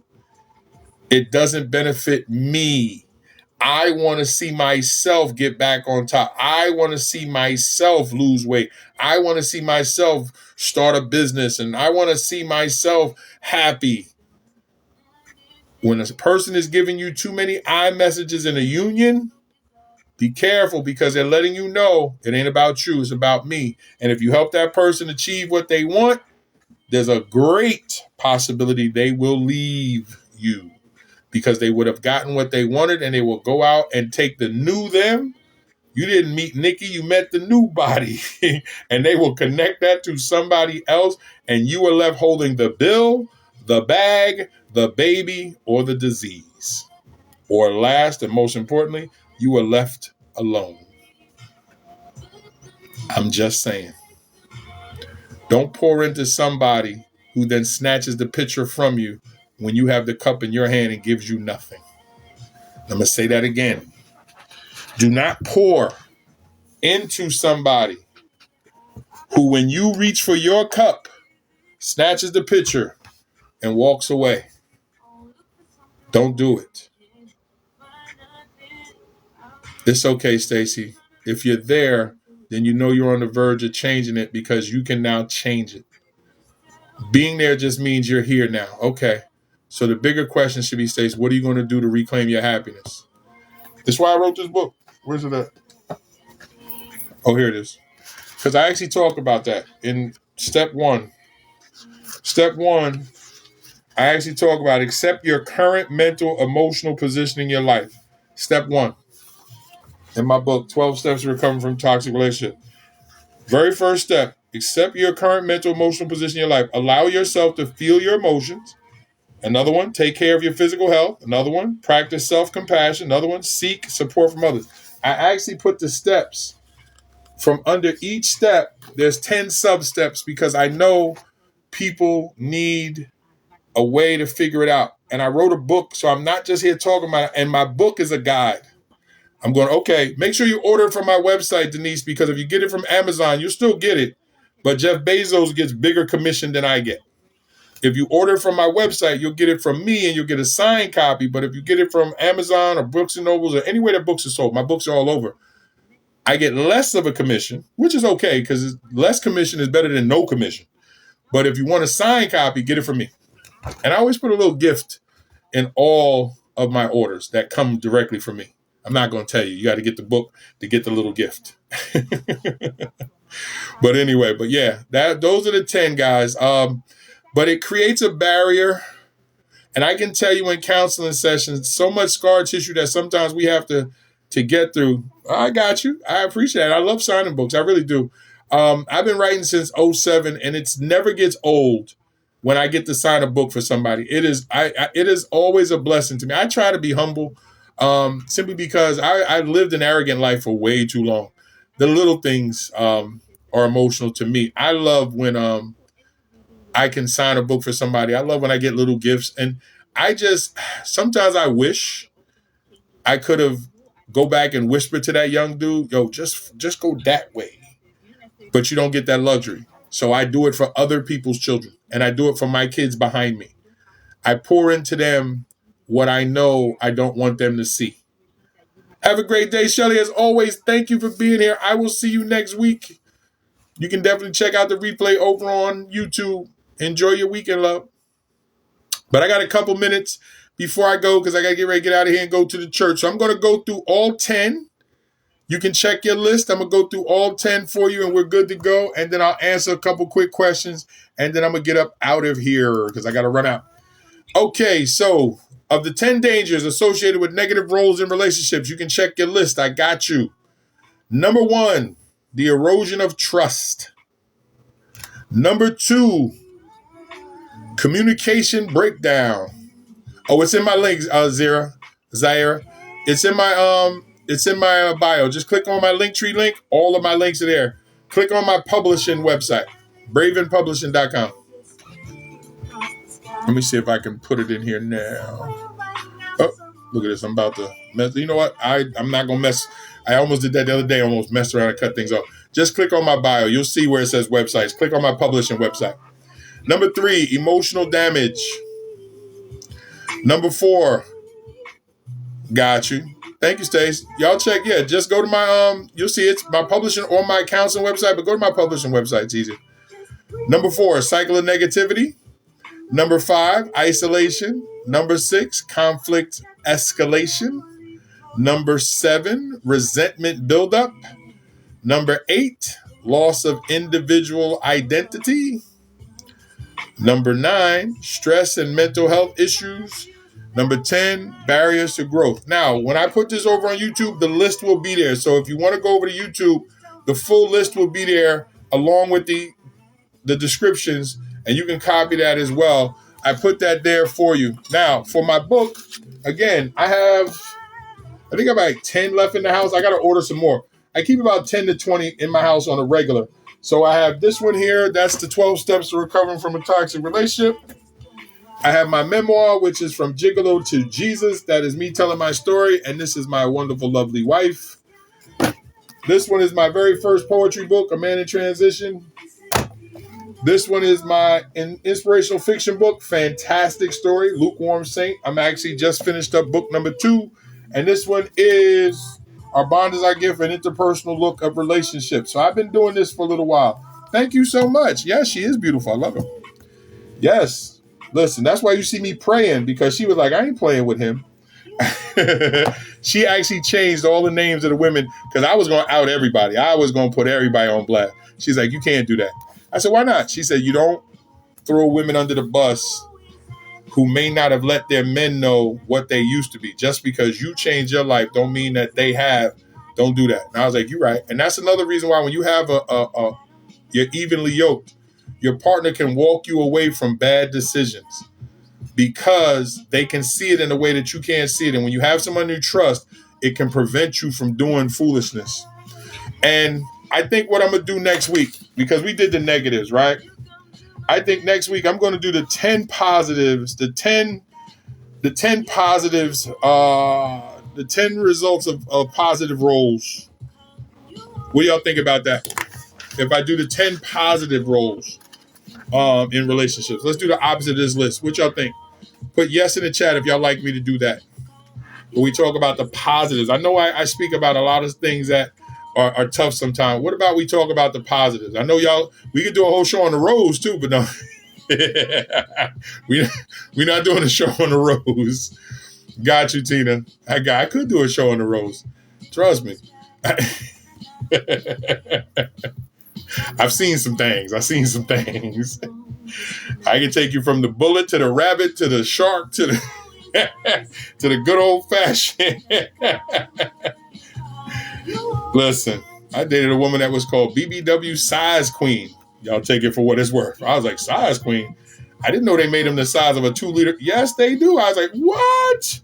She's like, yes. I was like, I don't know why. She's like, okay. All right, Tina, thank you so much for everything. Hey, before Tina goes, let's get purple hearts in the chat to tell Tina thank you for everything she does as a moderator. Fill the chat up with purple hearts. They'll tell Tina thank you. Let's show our thanks to Tina for what she does as a moderator. Put purple hearts in the chat and let's say thank you to Tina because she does a wonderful job as a moderator. Thank you so much, Tina. I appreciate you. Have a wonderful weekend, girl. Enjoy yourself. Put the purple hearts in the chat. Let's say thank you. And always remember to give people their flowers. Thank you so much. Give people their flowers. Give the people that help you out. Tell them that while they're here with you. Thank you so much, Tina. I appreciate you. And again, if you can, just throw those purple hearts in the chat. Because again, when people help you, let them know that. But yeah, I think I'm going to do that next week. I'm going to do the 10 advantages of positive roles in relationships. I'll put that together for you guys. All right, go do your thing. Okay, I got you, Tina. I'm here. I will put that in place for next week, so that way we ain't got to be always so emotional. Let me see what my man is saying. Okay. So I'm going to get ready to go. Has anybody got any questions? Because I got to get ready to jump out. I got about a 25 minute ride. But I got about 2 or 3 more minutes. If anybody got 1 or 2 questions, I'll gladly answer before I jump off. Let me stop the music here because I'm going to get ready to go. So if anybody got a question, I'll gladly answer 1 or 2 questions. You too, Joy. Make them that pumps in that cape work. Enjoy yourself, love. Have fun. Enjoy it. Because there's nothing better when the relationship is going well. No, thank you, Auntie Evie. I appreciate you. Thank you for the kind words. I appreciate that. I try to do what I can. And this is how I am as a counselor too, guys. I don't want you to get twisted. When you contact me, I'm this way too. Now, the music's not be playing. I don't play music in my counseling sessions. But I am open to try to have wonderful conversations with you because I want you to feel comfortable with sharing whatever's wrong. We'll figure it out. I'll get you there. And I'll figure out what's wrong. We'll put a plan of action into place. Because I'm not going to have you waste your money. I'm not going to do that. I'm not going to allow somebody to pay me and I don't earn my money. I'm going to put the research in. I'm going to put the time in. I'm going to come to the table. I always come prepared. I always do my homework. Like now, I'm getting ready to go to my counseling session. These are some of the things I'm working on today in the counseling session. I already have my notes and stuff together. I always come prepared because it is not right to take somebody's money and you don't have yourself in the best position possible to help them. It's not what I do. And Ms. Little, I think it is. I got you. I'm going to send you over that information later on this afternoon when I come back in. So I got you. I'll send that email out.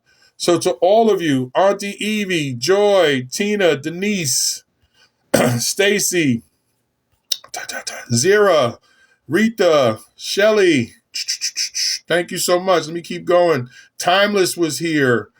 Leela, Glove, thank you. Fashionista, thank you so much for the conversation today. Was that Vanetta? I think it was that Vanetta. I think was in that started the whole Rose conversation. Josetta started the Rose conversation. Thank you so much. We had another Stacy here, and again, thank you so much, Denise. Thank you so much. Appreciate you. And again, guys, if I missed anybody, I'm sorry. But again, thank you so much. You could have been anywhere. But let me just say this before I go. I am trying to raise money for my daughter to go to nationals in July. The GoFundMe is in my bio. Click the GoFundMe to read a little bit about my little girl, the princess. One of the videos is pinned on my page. I'm trying to raise some money. I think we're at $2,300. We're trying to get to $5,000.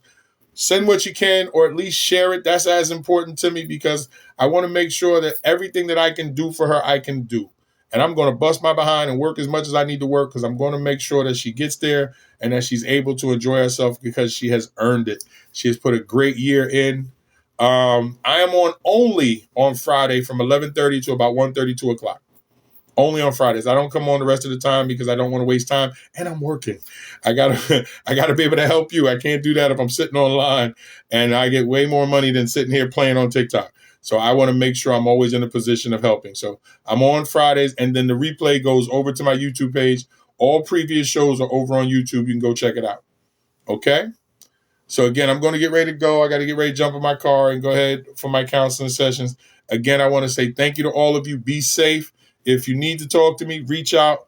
All of my professional links are in my bio. Just click my my link tree and everything is there. Even everything, even my profile, even my one sheet, everything is there. If your church doesn't have a mental health ministry and you want them to have one, reach out. I will gladly talk to your pastor because that's actually what I'm going to go do today.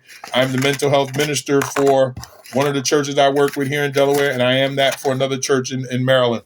So if your church doesn't have a mental health ministry and they need somebody to train them on to do that, reach out. Or if they just want to work with me directly, do that because I get churches to pay a portion of your mental health fees because people are struggling right now who may not have insurance. I get churches to pay a portion of that fee. If that's not something that your church does, reach out to me. Give me your church's information. I will gladly send my brochure and my contact information to your church and request a meeting with your pastor to explain how tithing is supposed to be there for the people that need help. This is how we renew the mind. This is how, like in Romans 12, when we talk about people are about a renewing of one's mind, this is how we do that. And tithing should be a part of that. So if you can't pay all that I charge, the church should pick up the rest because you are a member of that church. But that's a whole nother live for another day. All right, guys, take it easy. I love you. God bless. Appreciate you. I will see you throughout the week, and I will see you on next Friday, God willing. Take it easy, guys. Have a great one.